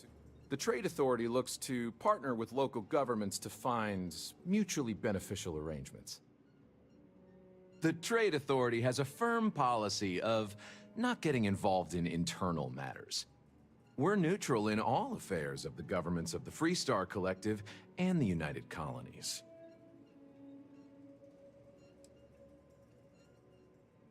The Trade Authority's image is doing quite well already. Thank you very much. I'm done discussing this matter. Okay, so couldn't get anything out of him. And while we're here... Got it. I don't think... Oh yeah, we do have the Despondent Assassin, which I'm not going to keep. If we can compare it to equipped, even my pistol right now is doing almost the same damage as the Despondent Assassin. If I compared it to...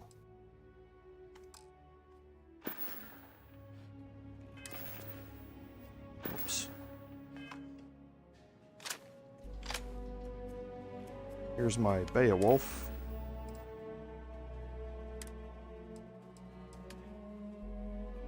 So you can see the Beowulf does a lot more. Now, I'm not modded here, but again, with a higher fire rate, a higher mag size, it's just better than the Despondent Assassin as far as raw damage goes.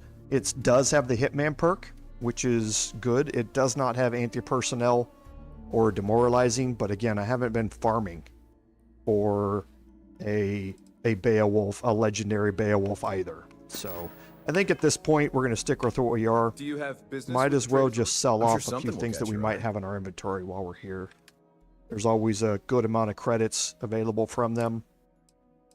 So we're going to sell off the Despondent Assassin. We're going to sell off the Memento Mori. We don't need it. Base suits looks like we're good. For apparel, we need to drop some of these off back at our ship. Throwables looks like we're fine. Miscellaneous, we're fine. So I think we're good. Oh, I can sell from What my ship brings you to the inventory, trade see if there's anything in there that Now needs to you're be speaking sold. my language. Okay, and yeah, we don't need Ember. We don't need the modified Inflictor. He's already out, yeah, because of the Inflictor. Inflictors are one of the most high-end, but also the most expensive weapons that you're going to have, so... Base suits. We've got a couple advanced, and we'll sell the advanced. We'll keep the superior. That might end up going on one of our companions. So we've got a couple of advanced. The Deep Seeker's not worth it. Let's see if we can sell off anything else. Doesn't look like we can.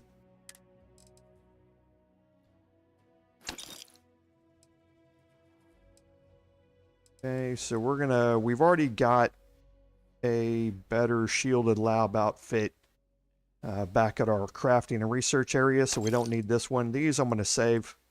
They're from quest lines that we've completed up.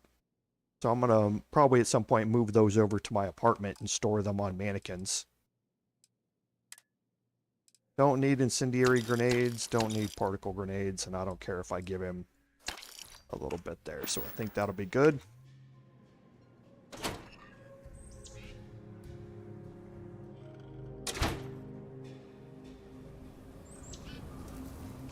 SSNN says that space Nice stuff living here.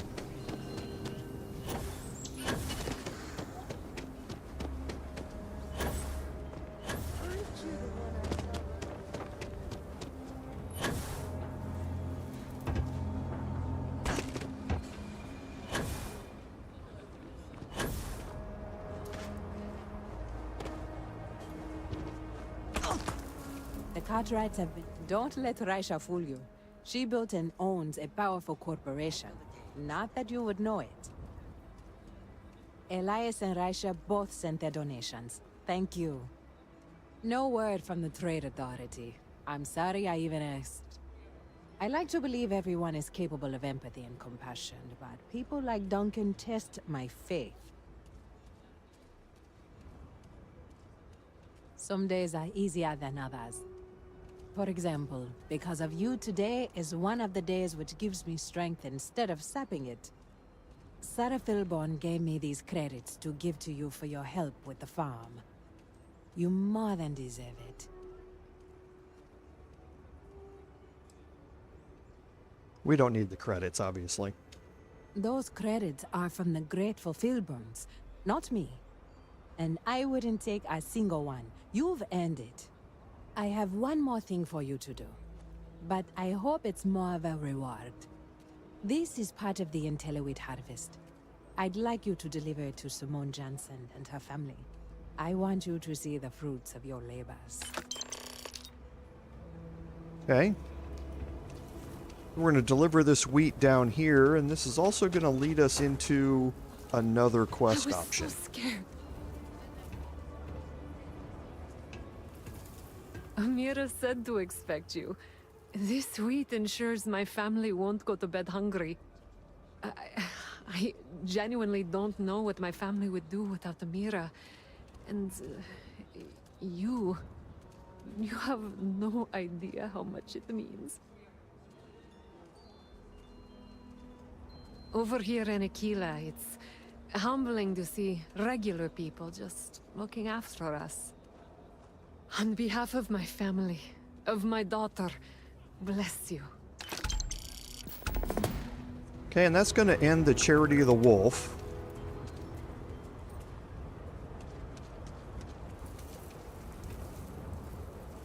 I hope that never happens again. Okay, and now I need to see... I think he might be coming. This is her daughter Mom and here. Dad keep telling me to go out, play. Let's get rid of the ECS constant again.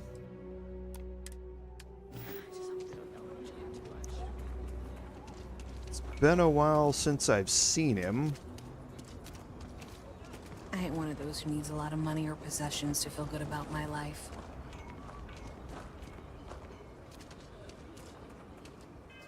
Know what he looks like. Let's see if we have an activity here.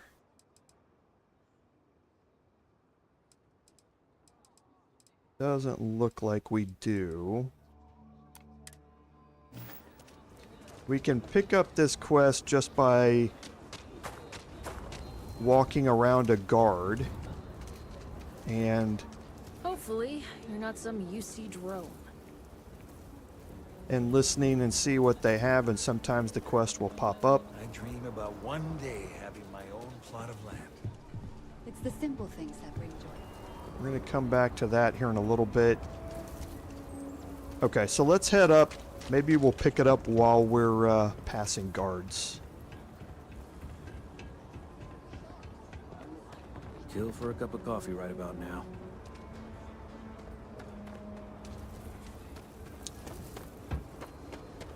Okay, because our next quest If you want to purchase anything, just let me know. is going to go back and deal with the beer that we were talking about previously, or that we heard about previously from Sarah Philborn.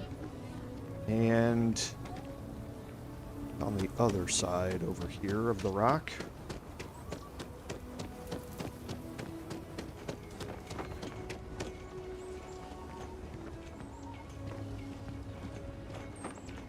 Just checking to see if we get any more conversations. I think it's down here.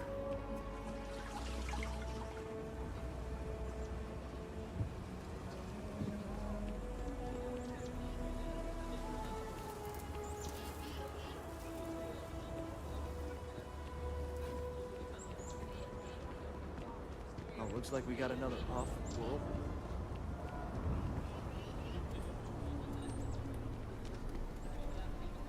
Now I need to find my way back to the Philborn Manor again. It's always confusing about exactly where it is. I heard they're making this stuff.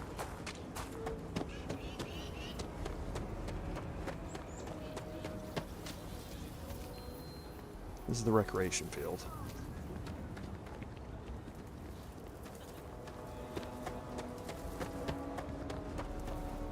Here we go. Next time. Always easy to get turned around. Tequila City is a big maze. So we're going to talk to Sarah again. We talked to her earlier. Why waste time with Brooke? A good business person shouldn't let their personal attachments become an obstacle to success. Well, there is. The stakes are huge. With further R&D on IntelliWheat, the entire settled systems could benefit. Surely that's worth some less than savory solutions.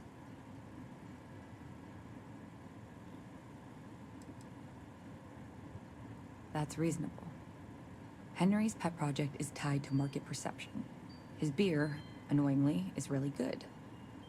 But if we could make a bad batch, terrible, really, his margins are tight enough he might be forced to throw in the towel. My husband put his foot down and hasn't risked our core business on this. If Henry loses money here, it'll only be from his pet project. The next big batch of beer is almost done brewing in our factory.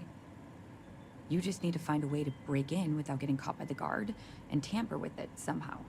Then just wait a day or so and see how the batch goes over at the Stone Root Inn. Do that, and I'll pay you handsomely. That's the last I'll talk of this. Okay, and this starts the beer run quest. For this, we're definitely going to want our operative suit back on.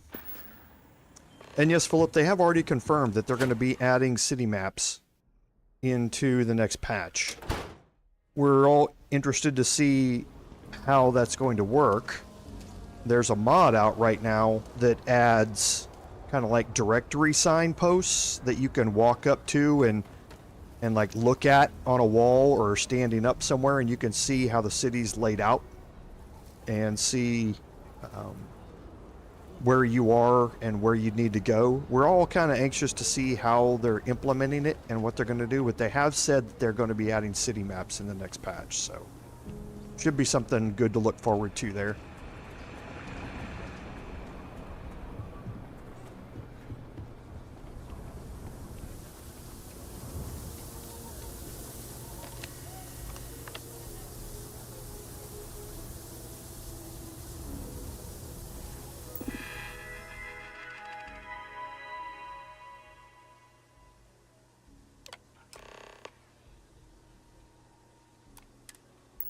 Okay, so we just up the temperature a little bit. That's going to ruin the batch, and then we need to wait for 24 hours. And I can never remember where the nearest bench is. Here we go.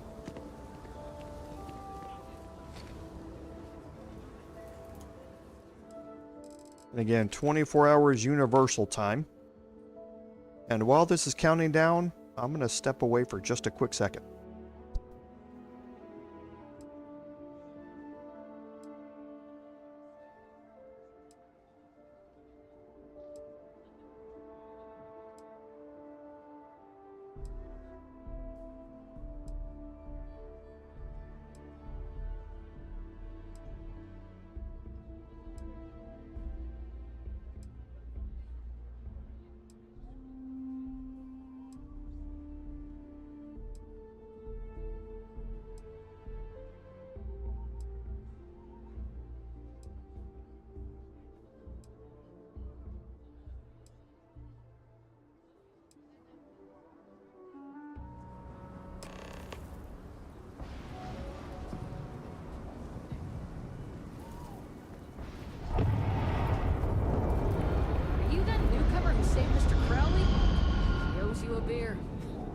A whole keg.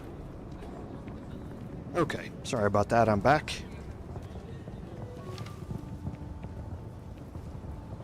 So now that we're finished up, should have gotten a quest update. So we need to go see the reaction to his latest batch of beer. And if this is ringing any bells, it's a very familiar set of quest objectives and interactions to a quest that was in Skyrim, where you sabotaged a batch of beer to run somebody out at a meadery so that somebody else could step in and take over. So this is slightly different, but the same basic type of stuff, so there's a lot of parallels here.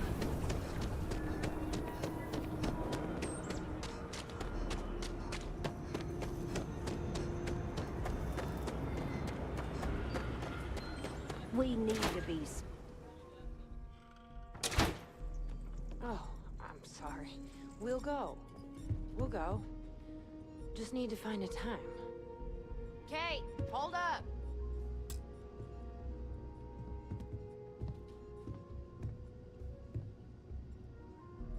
So, Henry's new batch. How'd it go over? I know you like Henry, but... What? There's something wrong? Sam said it tasted off. Really off. Gladys said it was fine. Then she dumped her whole glass on the floor when she thought I wasn't looking. No, no. I don't think we should carry Henry's stuff anymore. Our regulars have stopped ordering his old stuff, too.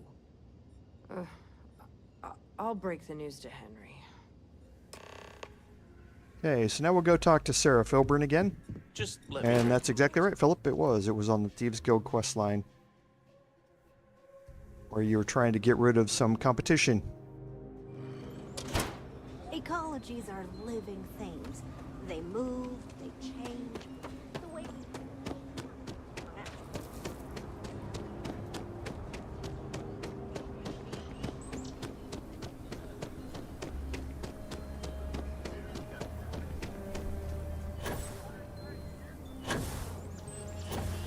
What?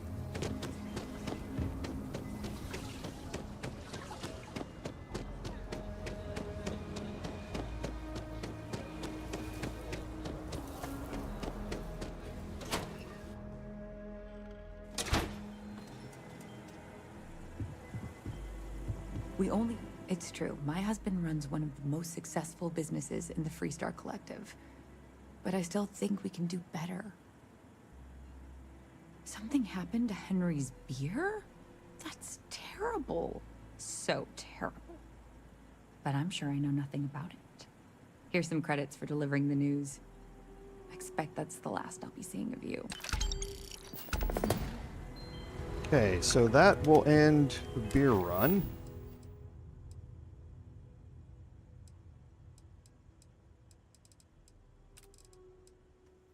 And I know we have at least one more here.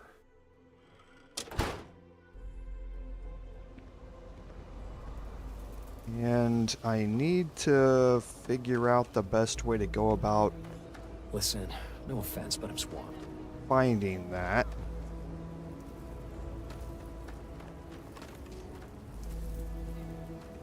Ever run into spacers? Scumbags and scavengers. Okay, nothing there. There wouldn't be a settled systems. Scouring through old labs and facilities, taking whatever's We're gonna go looking for some guards and see if we can pick up the last one.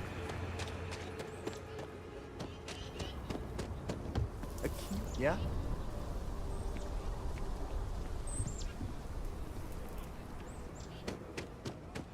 Guards and bartenders, always good places to learn about various things that are happening.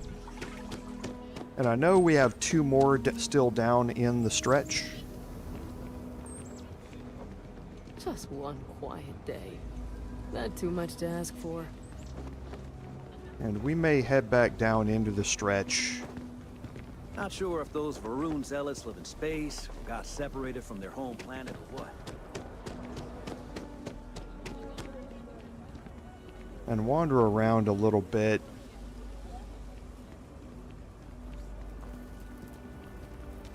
If I see him, I will recognize him. Don't look at me. I haven't got a clue.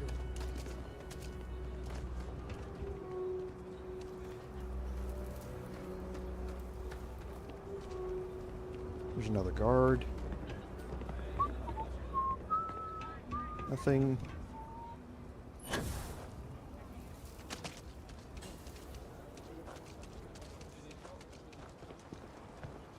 Okay, say it's been a while since I played. There he is. He's back home now.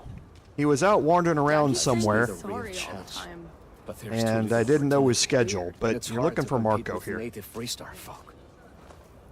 I'm just thankful to be alive after that robbery. Thank you. We've been given as much charity as I can stomach. Without the Low House, I mean, there's something, but it's a hell of a thing to ask. As dark as things are, there are so many good people out there. Simone, my wife, has got a cousin, Milena Exelrod. Truthfully, I never much cared for Milena. But she runs freight, and I know her routes sometimes take her this way. Milena is family. Might be she'd do something for her kin. I'm looking for a job, and I'll do anything. Well, anything legal. Milena's United Colonies, like us, and I know she's got problems of her own with Aquila City. You are an answer to our prayers. Milena called Simone yesterday. I'm pretty sure she's still in the system. Just giving me any hope. It's a lot. And that's going to start the Rough Landings quest here. Thank you for saving my husband. Okay, so for that,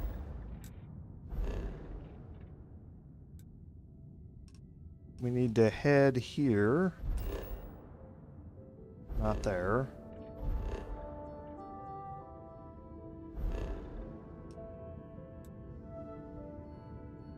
Yes, it was there. But you have to zoom out. Let's not do that instead. Let's go here and set course here. Okay. So neither the set course nor show on map is going to work. I really hope this thing didn't glitch out. Let's head back to my ship.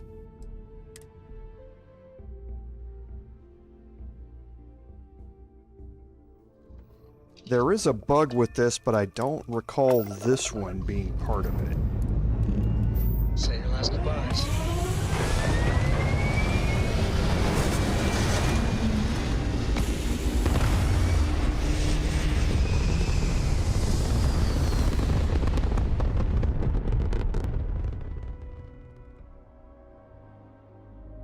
Orbital insertion done.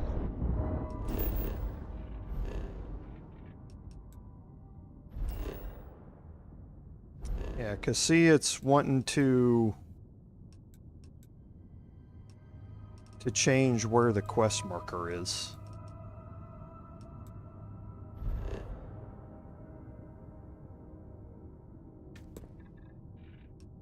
We'll travel over here to the planet and see.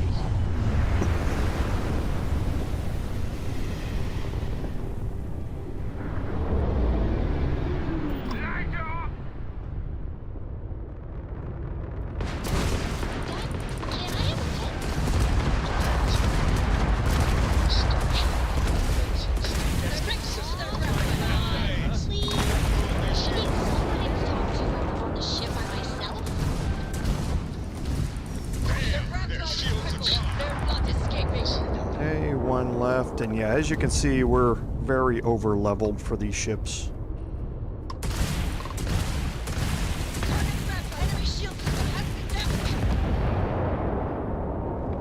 Thanks for the assist. You're welcome to board.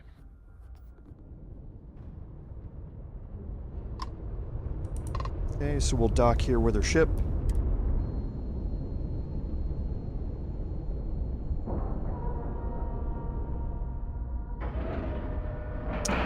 The Freestar Rangers gives you the Razorback, which is a really good starter ship that's going to carry you through quite a bit.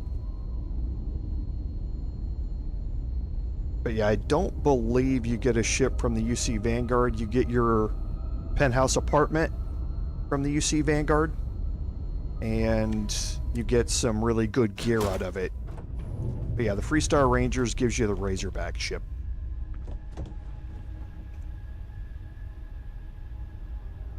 Oh, if fighting the fleet doesn't get the juices flowing, you're doing it wrong.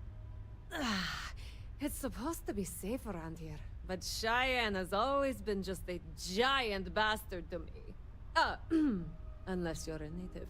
In which case, oh my god, I love what you've done with the place. Ha! I knew it! I knew it! Simone should have told me. Her and Marco are so damned proud. I'd love to help them out. Might be I've got a checkered history with the fine city of Aquila. If you clear up any lingering hard feelings, then I could resume doing business there. I'd set up Stick-Up-His-Ass Marco as my official importer. Then wins all around. Well, two paths I see. The trade authorities got a fixer named Tom Starrett. He might be able to facilitate things. Or Mayor Cartwright. God, that windbag. Well, if he'd take a sorry, that would work. Fat chance. Either way, I expect credits will be on the line. On the back end, I could afford to give you a taste of the action. Not sure it'll cover the fees. You're brave. I mean, obviously, with all the pew-pew out there. Marco doesn't deserve you. But Simone, she's one of the good ones. You square things away. Just let Marco know. Okay, so now we need to get Milena access back into Aquila City. Yeah, the Razorback is, like I say, a good starter ship to have. It's gonna carry you through quite a bit. It's an upgrade over the Mantis ship that you're going to get, except the Mantis ship has that perk that pirates are always going to run away from you, so you don't get attacked very often. But yeah, the Razorback is a good ship that's going to carry you through quite a ways. Once you get leveled up, though, you are definitely going to want to look for, like you did, Ecliptic. And the Claymore version here is the one you're going to want to look for. It's the highest tier of Ecliptic ship.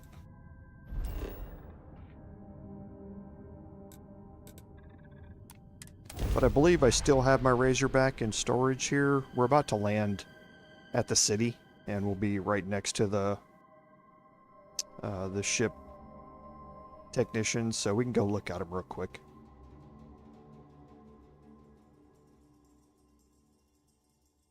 But yeah, the Mantis ship is a good ship to get, and maybe I'm pretty sure I'm not confused about that. I can't remember the name of the Mantis ship. Hey, what can I do for you? Got anything you need to offload? Trader? Sure, have at it. Okay, so this is the Claymore series from the Ecliptic. It goes up to tier 3, but the Claymore is the most powerful version of the Ecliptic ships, and they're really good. The Star Eagle actually is what you get from the Freestar Rangers quest. And this is, like I say, a good ship. It's a B reactor ship that you're able to pilot. It's pretty good. It's got a really good crew capacity. It's got good cargo capacity.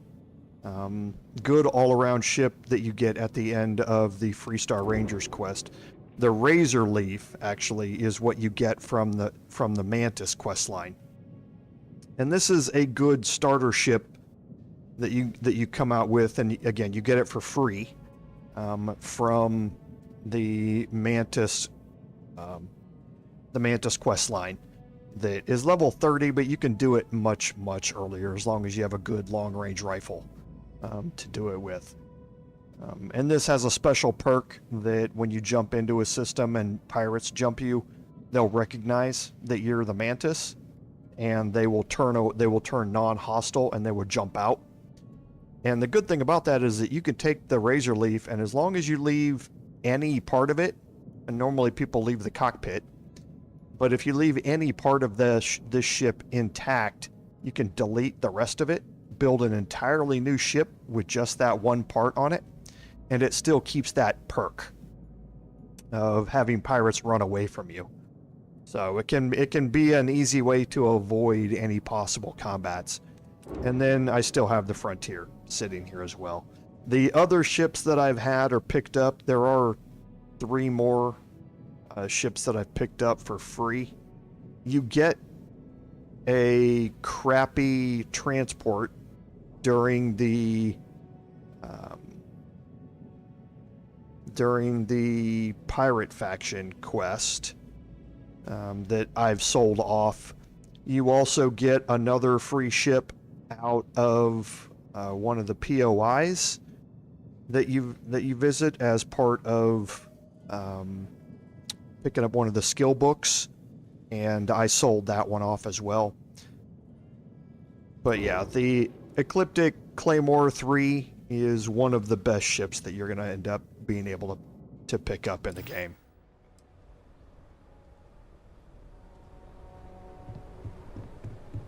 But to get that, you're going to have to go out to the level 65, level 70 systems. And go waiting for them to land somewhere out there. Saw your ship come in. So, completely forgot where we're at right now. So, oh yeah, we were going to go talk to the mayor instead of the trade authority. The mayor's up there at the top. We've dealt with him before.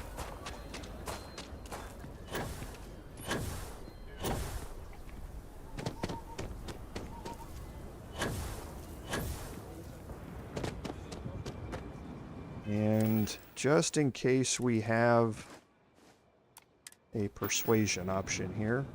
Hello there. So good to see you. I feel like the ghosts of the Hassanovs are finally at rest. Milena Axelrod? I wished I'd never heard that name again. She's a menace. She punched me in the face. Can you imagine? Why would you want to let her back here? What? Oh, that's terrible. Listen, I feel for the Jansons. If it was just the fisticuffs, I could look the other way. But we caught her smuggling red-handed. She's been blacklisted for good reason. But, legally, if you pay off a bounty, I can't stop her from coming back. But we'll be watching her. Okay, so we do have a persuasion option here. You do have a Freestar Ranger quest line option here if you've completed that quest line. If you haven't, like I say, I'm not going to utilize it. I am going to go down the persuade route, though. I'd like to think that, but...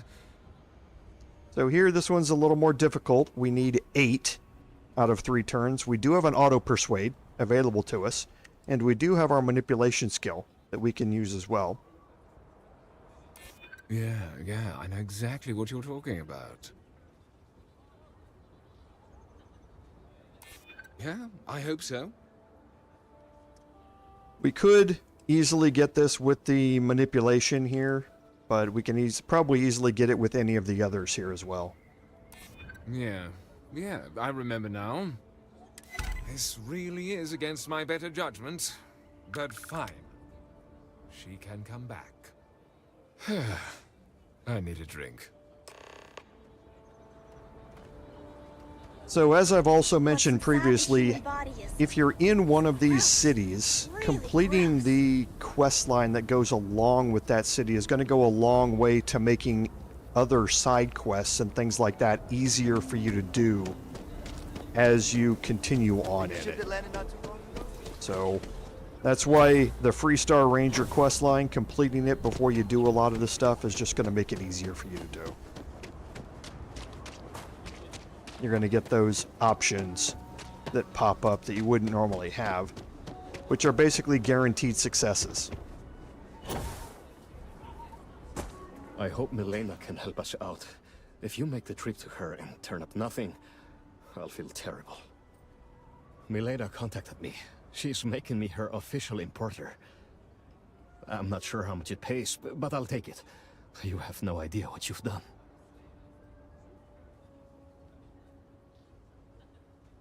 I figured it might be something like that. I'll make sure to keep my distance from any of that. I can't wait to tell Simone. This is the first ray of sunshine we've seen in years. Okay, so I think that's it for the side quests here. We've already done Blast Zone, I believe. I think we came back and did it once they released the patch that fixed the spawning of the rocks. Yes, we did it.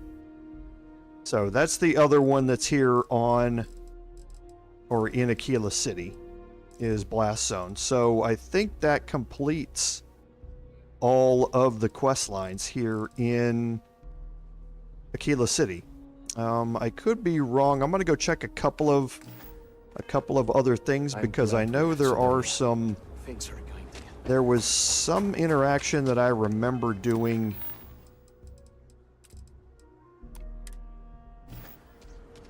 Down at the animal menagerie thing. And I can't remember. I've been in Aggie's before. I'm busy. Leave me alone. If you got credits, spend them with Ethan. Or leave. You surprised or disappointed? It's my name on the outside, isn't it? Been here too damn long to let someone else come in and muck it up. Hell, even finding decent help isn't worth the trouble half the time. Ethan's got half a brain in his head, seems like, so maybe he'll work out. Okay, and this might have been me just wandering around and talking to NPCs during my personal playthrough. That I remember a lot of these names from. You must be a tourist. That's right. Aquila locals know better than to interrupt a man when he's drinking alone. A lot of these are going to be recruitable companions for you to add to your ship or your outposts. Make your way. That's where I remember a lot of these from. So let's head down here to the Alien Extravaganza. I remember something here, but honestly can't remember what it was, so... Step right in, ma'am, and feast your eyes on the marvelous attractions of Honest Earl's Alien Extravaganza. You recognize that outfit? Of course you can. Queen Amani Renus, one of her followers. Creatures great and small from the furthest reaches of the settled systems. Here, in the stretch? Yes, right here, right now. Things you would never see in a million years for just a small price of admission. Huh. Well, it's not that much.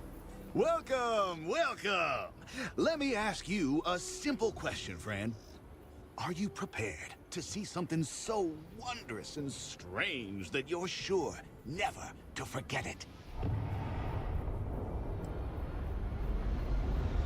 I promise you, this is something very real. Just hear me out, and I guarantee you'll change your mind. We got animals from the deepest, darkest corners of the settled systems.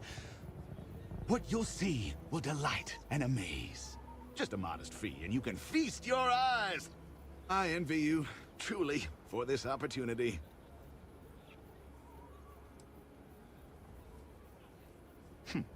If that's your attitude, then please remove yourself from the premises and make way for the other customers. Come right in. Fine, big shot. Yeah, I don't think there was anything about this. But yeah, he did get upset with me walking in here. But yeah, like I say, it's been a while since I had looked through these, but I don't think there's anything left. There are a bunch of citizens that you can talk to in here. There are a few that are drinking in the bar, or there's that are sitting in some of these side areas here that are named. Possessions to feel good about my life. I'm not. Never spent a credit I didn't have to. That's what friends are for, right? So at some point, maybe we'll get more content for them. So I think, like I say, I think that finishes off Aquila City. So we're going to head back to Alpha Centauri. And we're going to land back at New Atlantis. And we're just going to land at New Atlantis here. You can see we have a bunch of quest markers waiting for us here.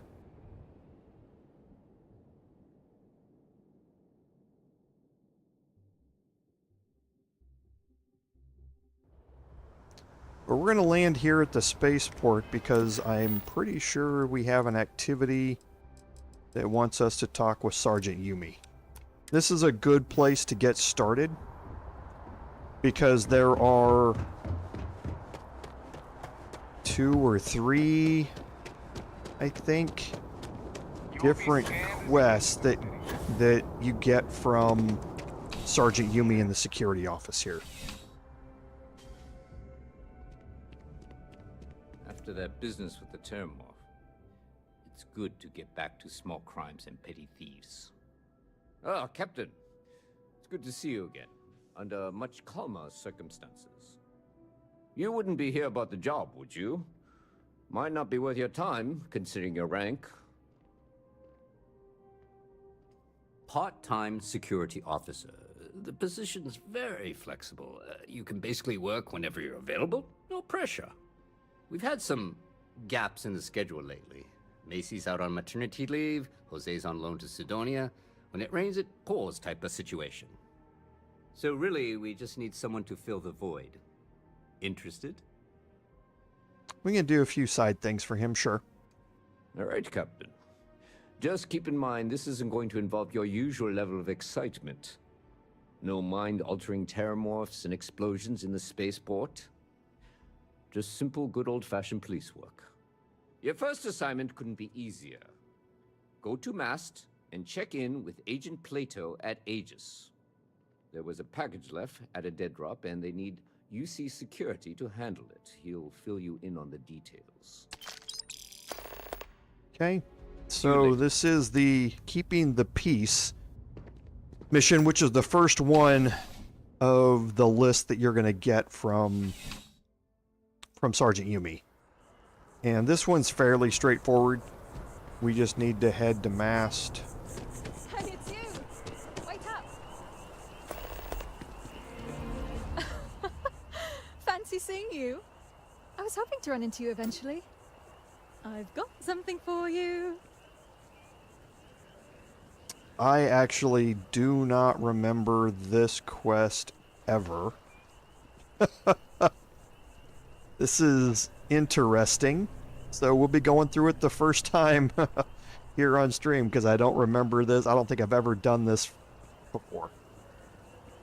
I'll give you 3 guesses.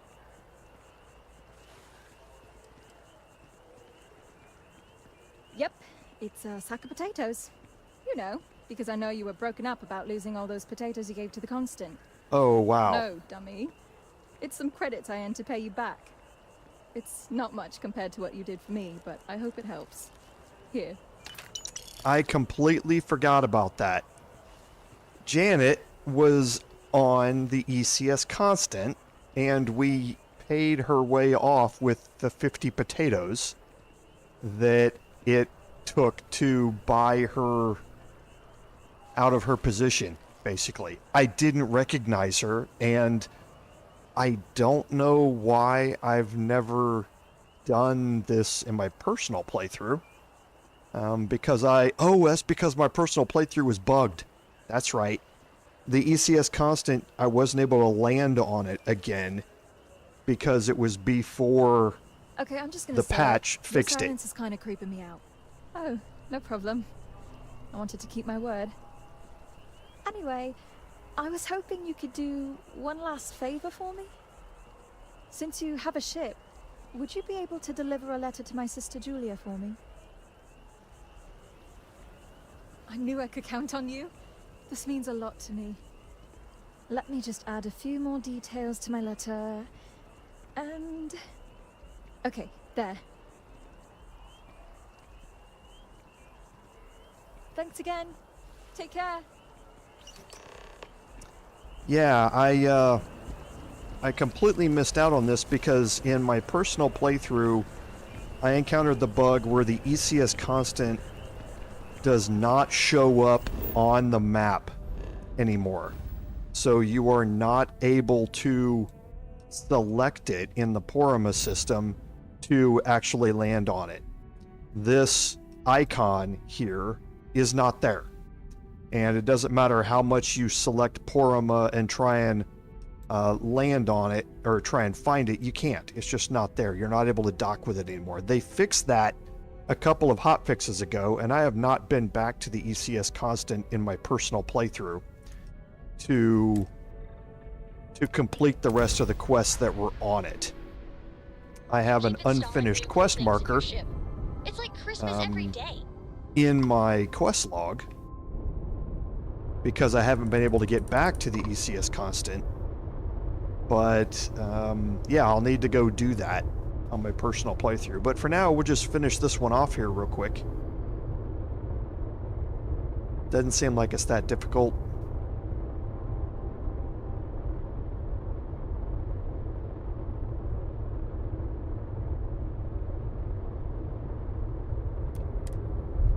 Yeah, and that's the thing, Philip, about Sergeant Yumi, is that the quests, when you're starting out, are fairly straightforward and easy to do.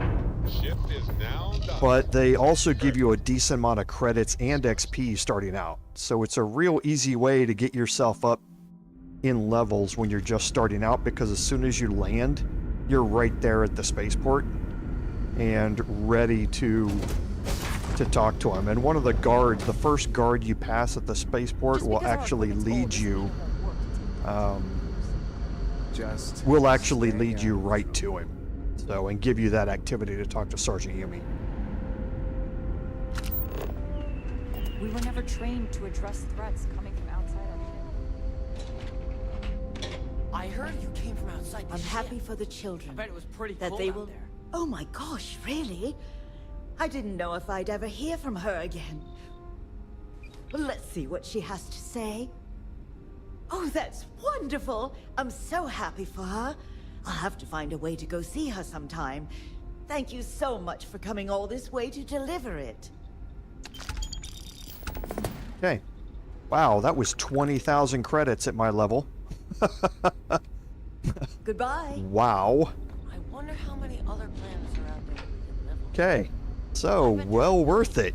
At my level, again, it's a leveled amount of credits, and we are incredibly high level because of the power leveling that we did. So, don't expect that from yours, but yeah, seems like it's a good way to get credits just for taking one little jump.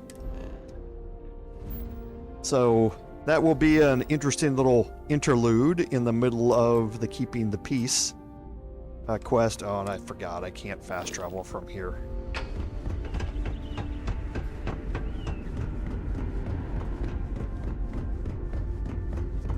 So one of the things that bugs me about the Constant is that you always have to head back to your ship to be able to fast travel.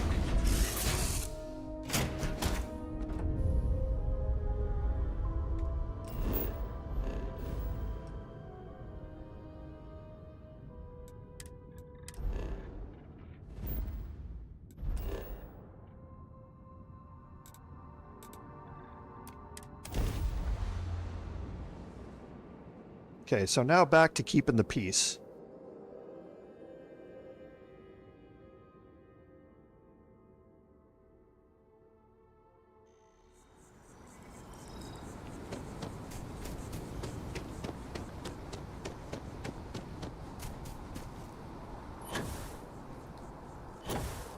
And for this, we need to go to Mast.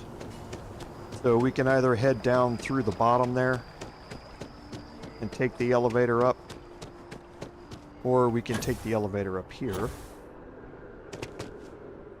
By the way, Sergeant Yumi, I was looking for you.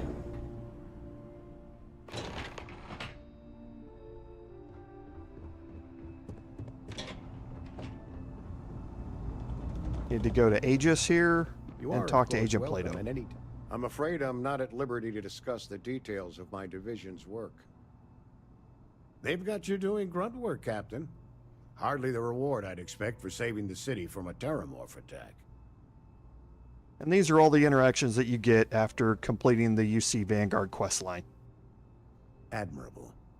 I bet qualities like that are precisely why you've moved so quickly up the ranks. But I'm sure stopping a terramorph invasion didn't hurt your case. In any case, let me fill you in. We have a dead drop that we think has been compromised. So I'd like someone from UC Security to handle the pickup instead. Take the package back to Sergeant Yumi, and he'll check it in as evidence before it gets routed back to Aegis. Take the Nat to the spaceport. There should be a Galbank ATM right next to the station. The package is taped under one of the benches. Grab it and deliver it to Sergeant Yumi, and the job's done. Hey, you can ask some more about some more details on it, but they're not going to give you anything. Oh, this is actually a cool little display about the various systems under the control of the different factions. And this is the Varun. Yeah, interesting. We can probably fast travel out of here.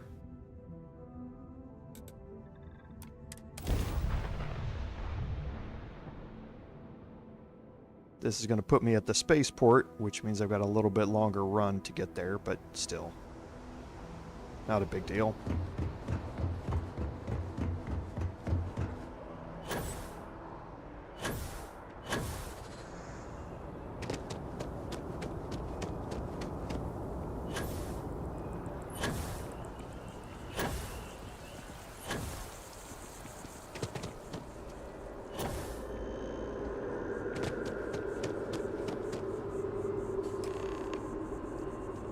Okay, so now we'll head back, deliver that to Sergeant Yumi, and this one will be finished off.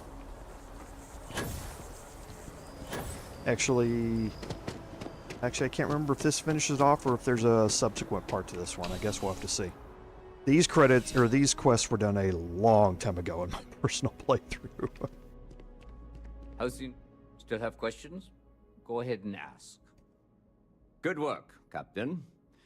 Suffice to say, you were overqualified for this job, but given our staffing problems, I'm still glad you showed up. That being said, my luck seems to be turning around. We've gotten a lot of new personnel as of late, not just you. Who knew all I had to do was put up a sign? As am I. And the best part is, since you're all part-timers, there's no paperwork. Anyway, here's your payment. And if I have any more work for you, I'll let you know. Yeah, and that's what's going to happen when you... if it isn't my You can come back and ask him. Officer. I've got nothing at the moment. And he'll tell you to but come back later on. And I might have something for you.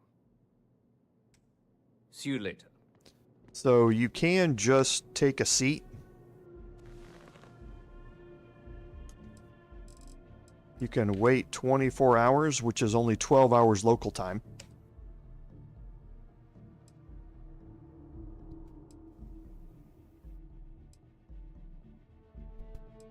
And I believe it's a 24-hour reset.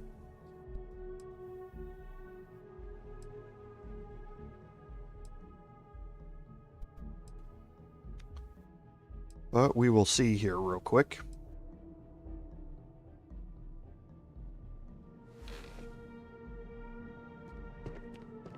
Crime has slowed down since you started. I've got nothing at the moment, but Okay, come so it back might be later. 24 And hours I might have something for you. local time See you later, Captain.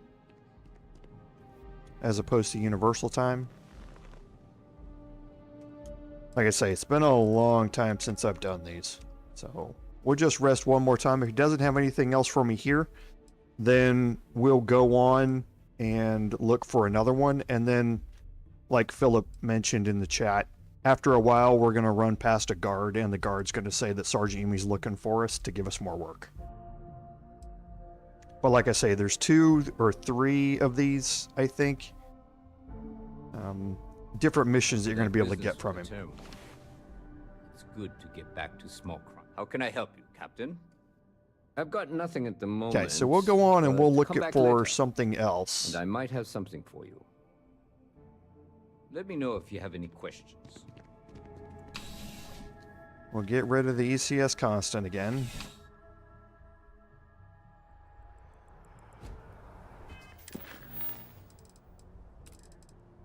Oh, so it actually wants us to go talk to him again now. So maybe you had to leave the security office and come back. So maybe it is only 24 hours universal time.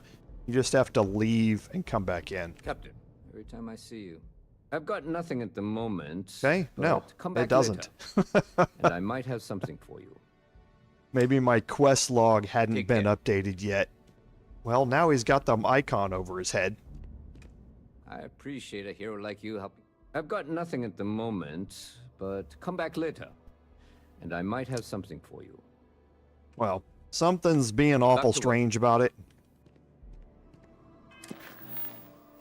So we'll get rid of that one, and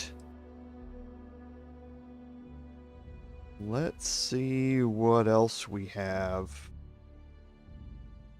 Okay, so we do have Kelton Frush here. I believe we had started this quest line very, very early on in this playthrough.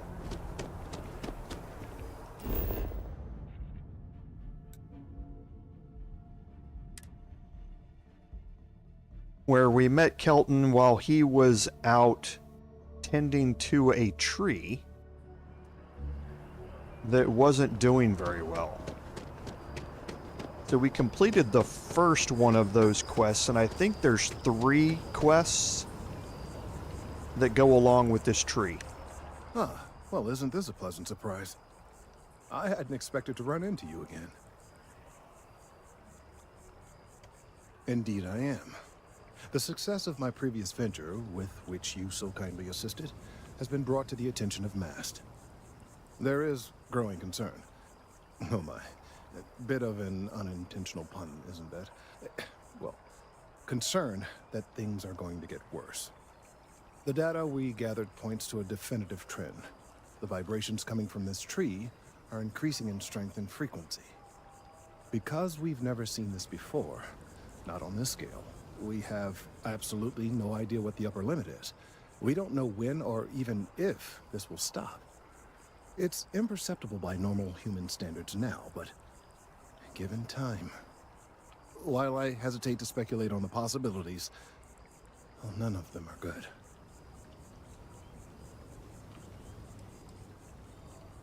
This is because of our medicine skill that we have points in. Yes, and not just humans.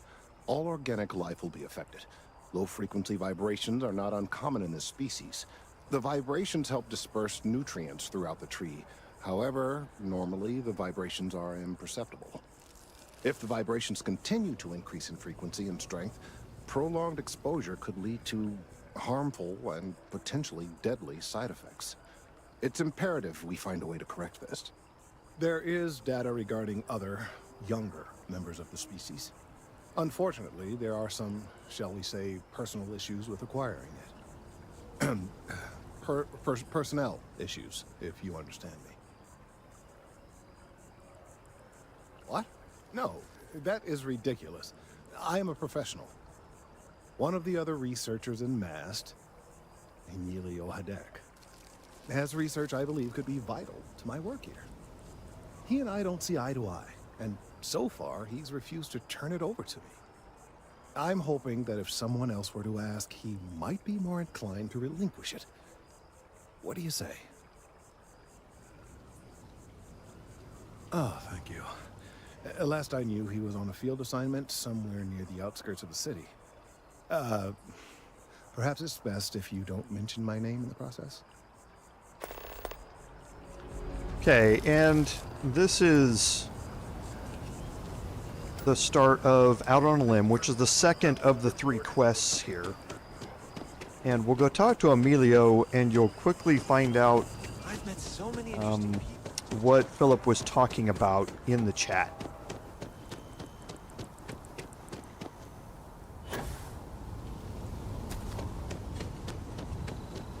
Mind your step. Important research happening here.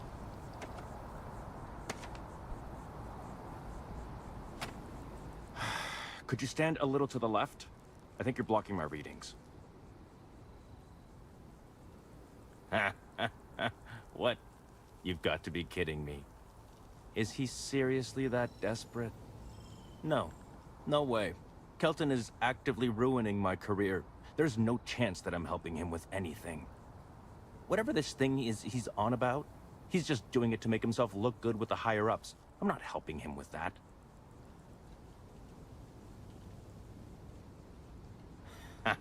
Right.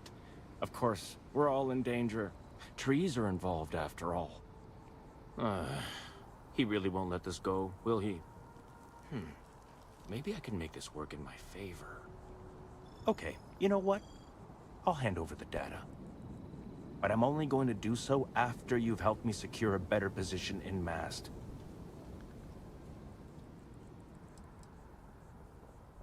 Oh, don't worry. You're just going to erase some files for me. Make sure I look good next time promotions get passed around. And this is where what Philip mentioned is that some of your companions are going to disagree with this, and you're going to get disapproval from them, because it is shady. Wait, really? Wow. Okay. Okay. I've gotten a few bad performance evaluations in the last couple of years. Totally unjustified, incredibly unfair. I found a backdoor into the Mast network so I could make some changes to my personnel file. But it turns out the chief engineer knows what she's doing. The only way to get access is from the terminal in her apartment, which is kind of locked. Now here you have a persuasion option instead. Sorry, that's not on the table. Remember, we do have an auto persuade available to us. Advancing my career is the right thing to do, so that's what I'm focused on. There is, and I already explained exactly what it is. Okay, so here we're going to use our auto persuade. It's already full up. We can't bank another one, so we might as well use it. Hey, take it easy. Okay, look. Just hear me out, all right? I really need this to happen. If you do this for me, I can make it worth your while. You delete that data, I get promoted, I'm pulling in a bigger salary. I can compensate you. I'll throw in some extra credits for you, okay? A nice little bonus. But first, you need to get into the chief engineer's apartment. Okay. So you can strong arm him, but that persuasion option gets you an option here to do it for more credits, if that's what you're looking for. Oh, good. Thank God. You really had me on the ropes there. Listen, this will be good for the both of us, okay? Just get in, access her terminal, delete the files, and get out. Really simple. Best of luck out there. Okay. So to do this, you need to head over to her apartment. And you're going to need a digipick for this, I believe. But make sure you've got at least one. Your first day tomorrow?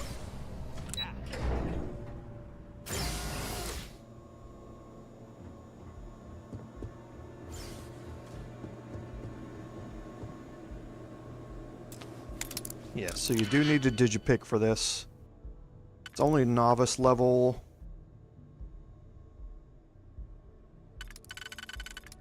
And it's this one and this one.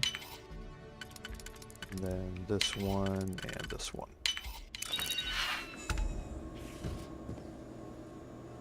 Honestly, can't remember if there's anybody in here or not.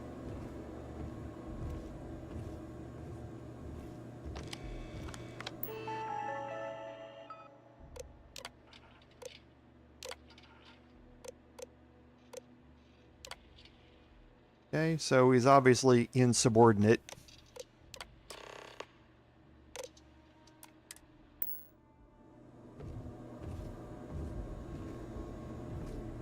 Looks like there is somebody around that can hear us.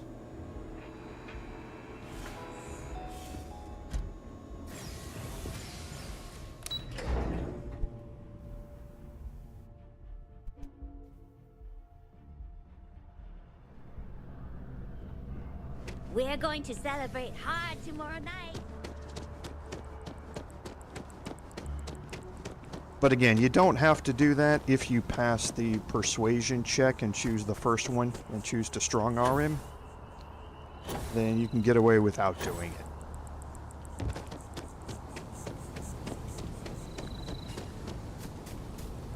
Of all the assignments they could have given me.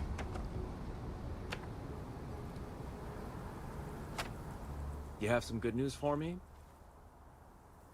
They sure are. I took a peek on the network, saw that things have updated. Great job. You came through for me, so now I'll do the same for you. This slate has all the data Kelton needs. And because I am a man of my word, here are the extra credits I promised.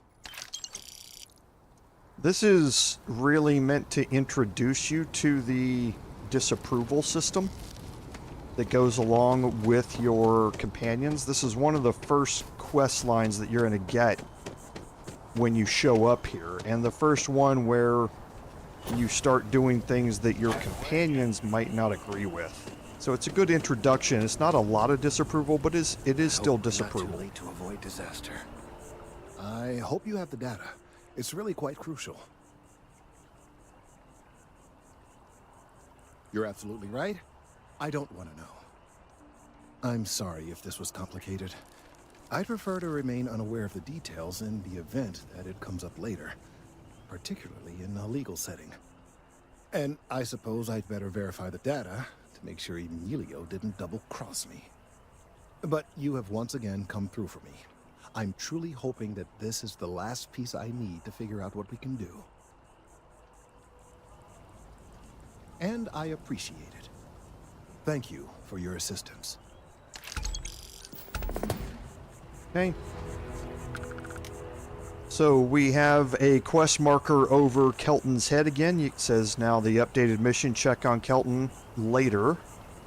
So again, we'll do the same thing, and now we've gotten a notification here. Let's see if we can go talk to Sergeant Yumi again. And for that,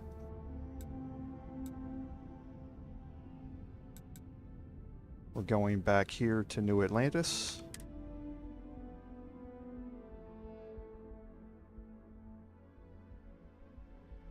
And I believe this will start the A Break at Dawn quest, I think. If he's available to give us one.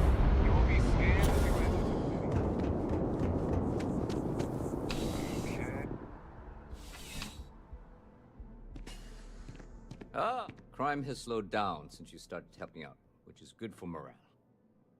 I've got nothing at the moment, but come back.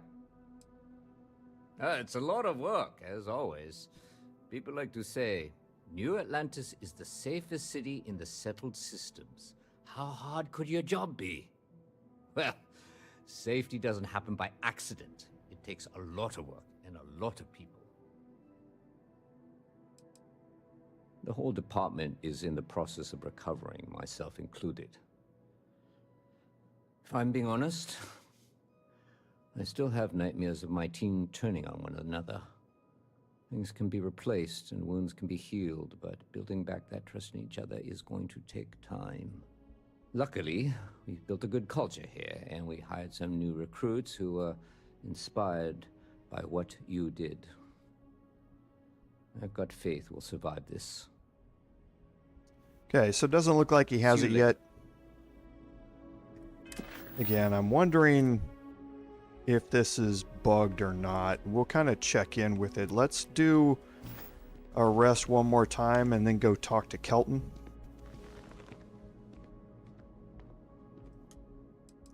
Yeah, and I'm starting to wonder at this point if maybe it's bugged out a little bit. Because I do have the quest line in activities to go speak with him again, but he doesn't have anything available. So once we rest again, we'll check with him one more time. We'll leave, then we'll come back in and check with him one more time. If it's not there, then we'll go check with Kelton. And then hopefully after we've restarted the game and we bring it up next week, it will have reset itself and we'll be okay to pick up the next quest from him.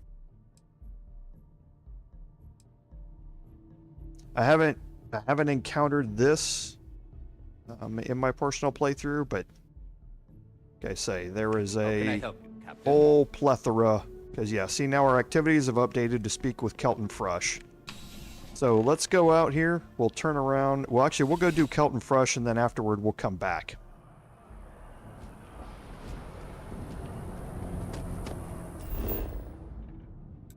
Kelton again is in the Mass District.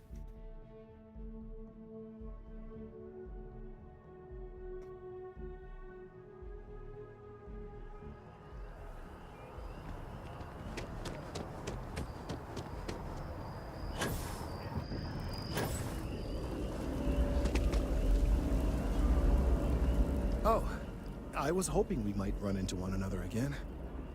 Your timing is most fortuitous. I'm on the verge of something, but I don't quite have all the information I need. You have no idea how much I appreciate that. Truly. Of course, now that I understand more about what's going on, it seems plain as day. And yet I never would have imagined it before. The tertiary trunks have also liquefied their interiors, but they're not vibrating. I thought perhaps it was some sort of defect, but it's much simpler. They're listening. It means it is ready to reproduce. I believe this tree is sending vibrations out over massive distances and expecting to detect sympathetic vibrations in return. As of yet, there's been no response. I suspect that will not change, that a response is impossible, and that's very, very bad news. My thoughts precisely. Now, as of yet, there has been no response, and clearly none of the nearby individuals are a correct match. While it can't be ruled out that the intended recipient of these messages was cut down during the city's expansion, there is one other possibility. Over 100 years ago, the United Colonies and the Freestar Collective emerged from the Narian War. As a gesture of peace and goodwill, a near-literal olive branch, one of the trees from New Atlantis, was offered to the leaders of Aquila City. Nice. Short-sighted and ill-advised, in my opinion.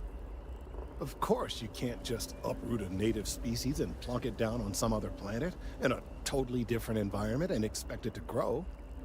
Clearly, no exobotanists were consulted ahead of time. The end result was wholly predictable. The tree died within a few short years. Clever, but no, not necessarily. The tree died, yes, but branches were kept.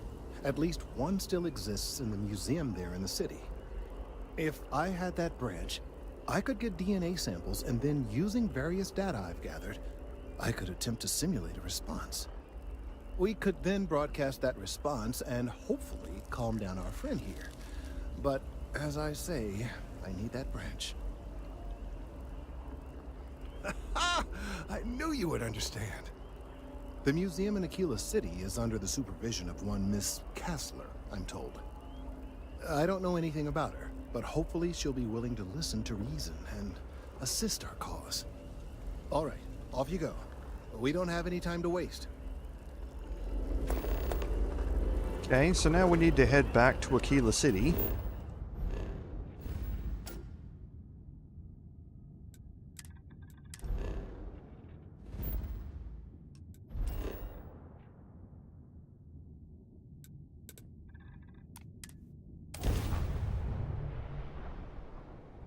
And we'll go to the museum and talk to her and see what she has to say. I do want to check my inventory too, real quick, when I land.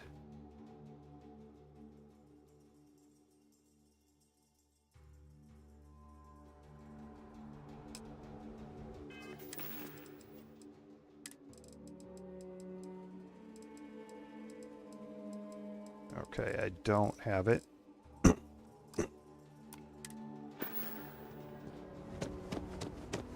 Okay, so we'll head over to the museum in here.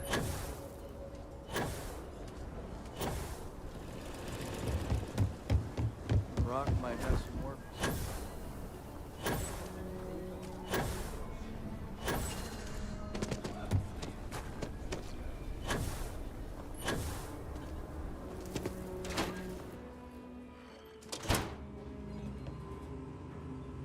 Hi. Please feel free to... Welcome to the Co-Heritage Museum. I offer a brief tour, and I'm happy to discuss the city's history as well. That is not something I expected to hear today. I assume you're somehow associated with the United Colonies? I've received some odd messages of late. Most in the collective aren't overly fond of MAST, or the UC in general. I tend to share that sentiment. Lost a cousin in the Colony War, you know. Well, I'm afraid you've wasted your time because I'm not authorized, nor particularly inclined, to release any of our pieces. That includes 100-year-old tree branches. Sorry, but it's staying in storage. Okay, so you have a couple of options here. We do have our fitted business suit on. Everything you see here is a piece of Aquila City's history. I hear what you're saying, but I'm afraid it's out of the question. Handing over that branch is starting to look pretty good. I guess it couldn't hurt.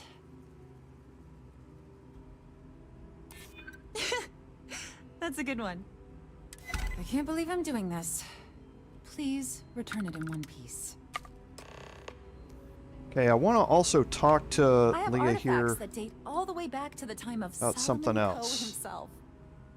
Okay, so here's the option I was looking for. There are some things I would kill to have. I mean, wait, not literally. But I would pay a lot for. You see, the Coe family lost a treasure trove of old historic documents ages ago. And those documents would be priceless to have here. Well, all of them were owned by our city's founder, Solomon Coe. He's more than that, really. He's one of the greatest heroes of the settled systems. These documents would be, like I said, priceless to the museum and to our guests. Their absence pains me. Jacob Coe and I have talked at length, and his great-grandfather was a troubled man. He sold off various historic documents to cover debts. They could be anywhere. If you find any of that trove of documents, I will pay dearly for it. Thank you. Think of the future generations that could benefit from seeing such important history.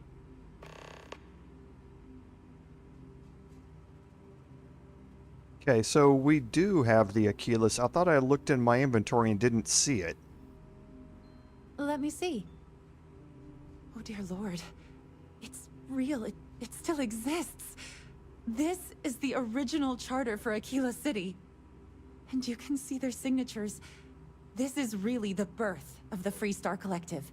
The core philosophy of limited government and inalienable rights. All here. Thank you. If you find anything else, please come back. Oh, it was original. That's why I didn't see it. If you ever want to learn more history... So there's a set of activities here with her where you can continue to bring her items and she will continue to pay out for them. And one of them was the original Aquila City Charter.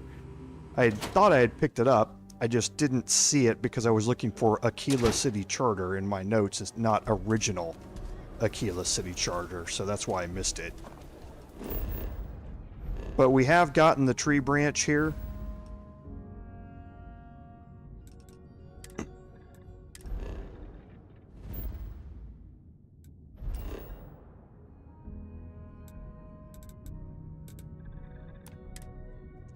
And the things that you can pick up for the museum are not part of an active quest, so they don't show up as a side quest.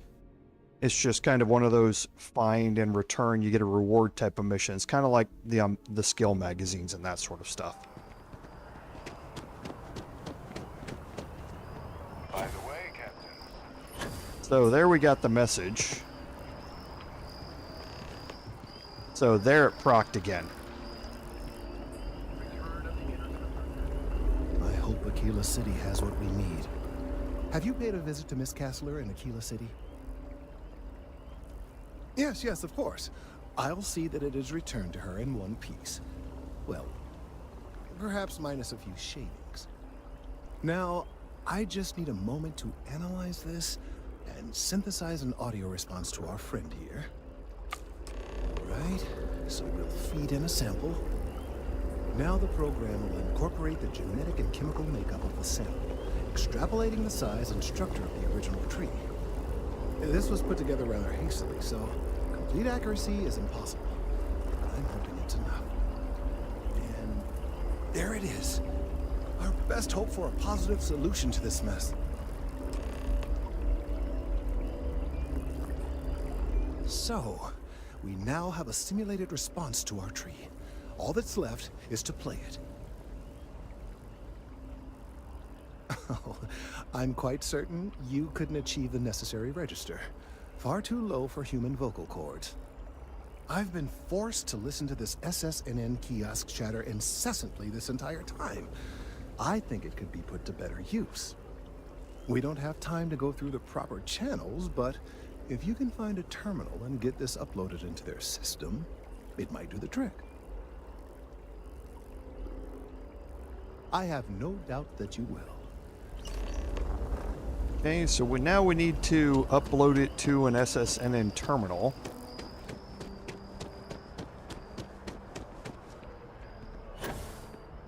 And for that, we're going to have to go over to the SSNN building.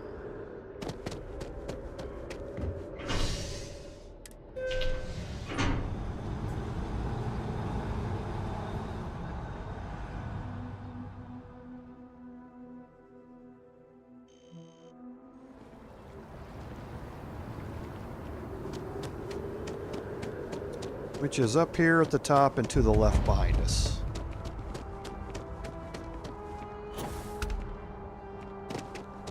Boo!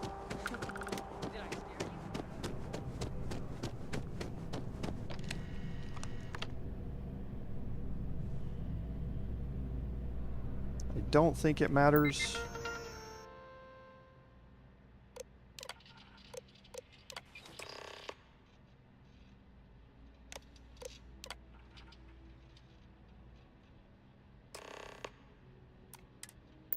Okay. Yeah, you don't have to be hidden to do that. And now we can fast travel back to the Mass District.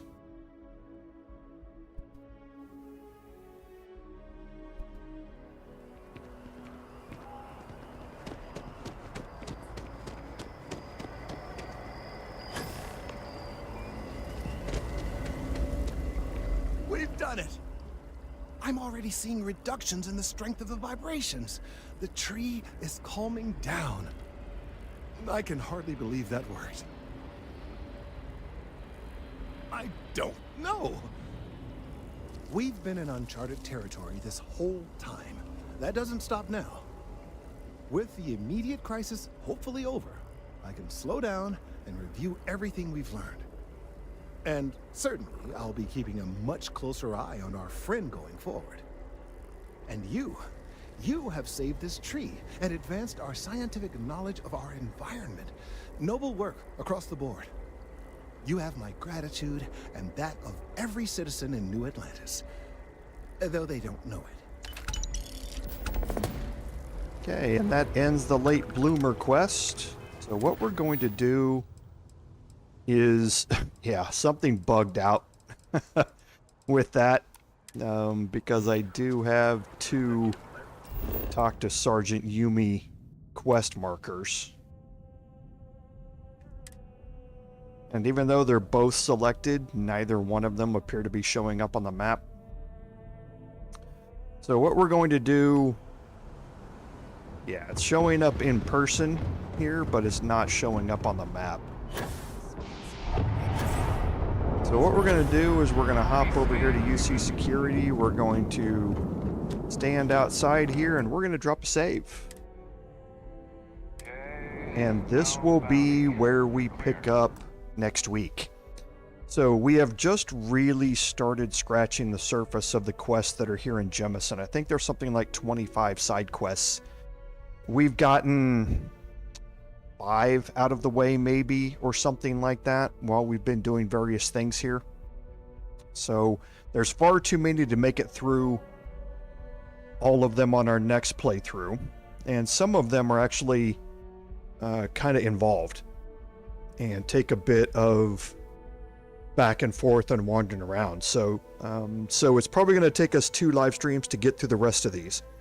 And then we have Cydonia that also has a group of side quests in it as well, which aren't as long as New Atlantis here is, but there's still probably enough for more than 1 live stream. So there might be the next 3 or 4 live streams taking care of side quests before we jump back into the main quest and continue that on until the end. So just as a reminder, the weekend live streams for Baldur's Gate 3 are back to their normal times, which means that Saturday morning at 10 a.m. Central Standard Time, which is GMT minus 6 hours, is the Bard live stream.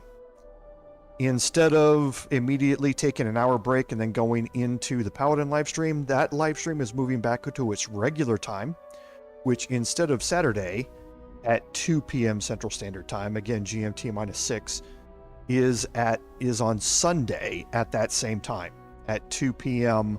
Central Standard Time. So it's just moving back 1 day. That gives me more of my continuous weekend instead of my entire Saturday being taken up with the live streams and my voice having to take a rest afterward because of 6 hours of talking.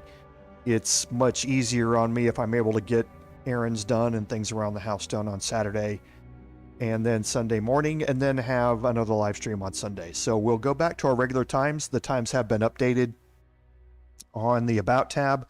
I did put up a community post about it as well. And there's some great artwork there by an artist who I've credited for it. So take a look at that and take a look at his Instagram as well. It's really impressive. So just a reminder, those live stream times are back to normal. So as always, thank you all for being here. I certainly appreciate it. I love the interactions with my chat. Always have, always will. And again, without your support, none of this would be possible. This is Commander Jorval saying, until next time, fare thee well.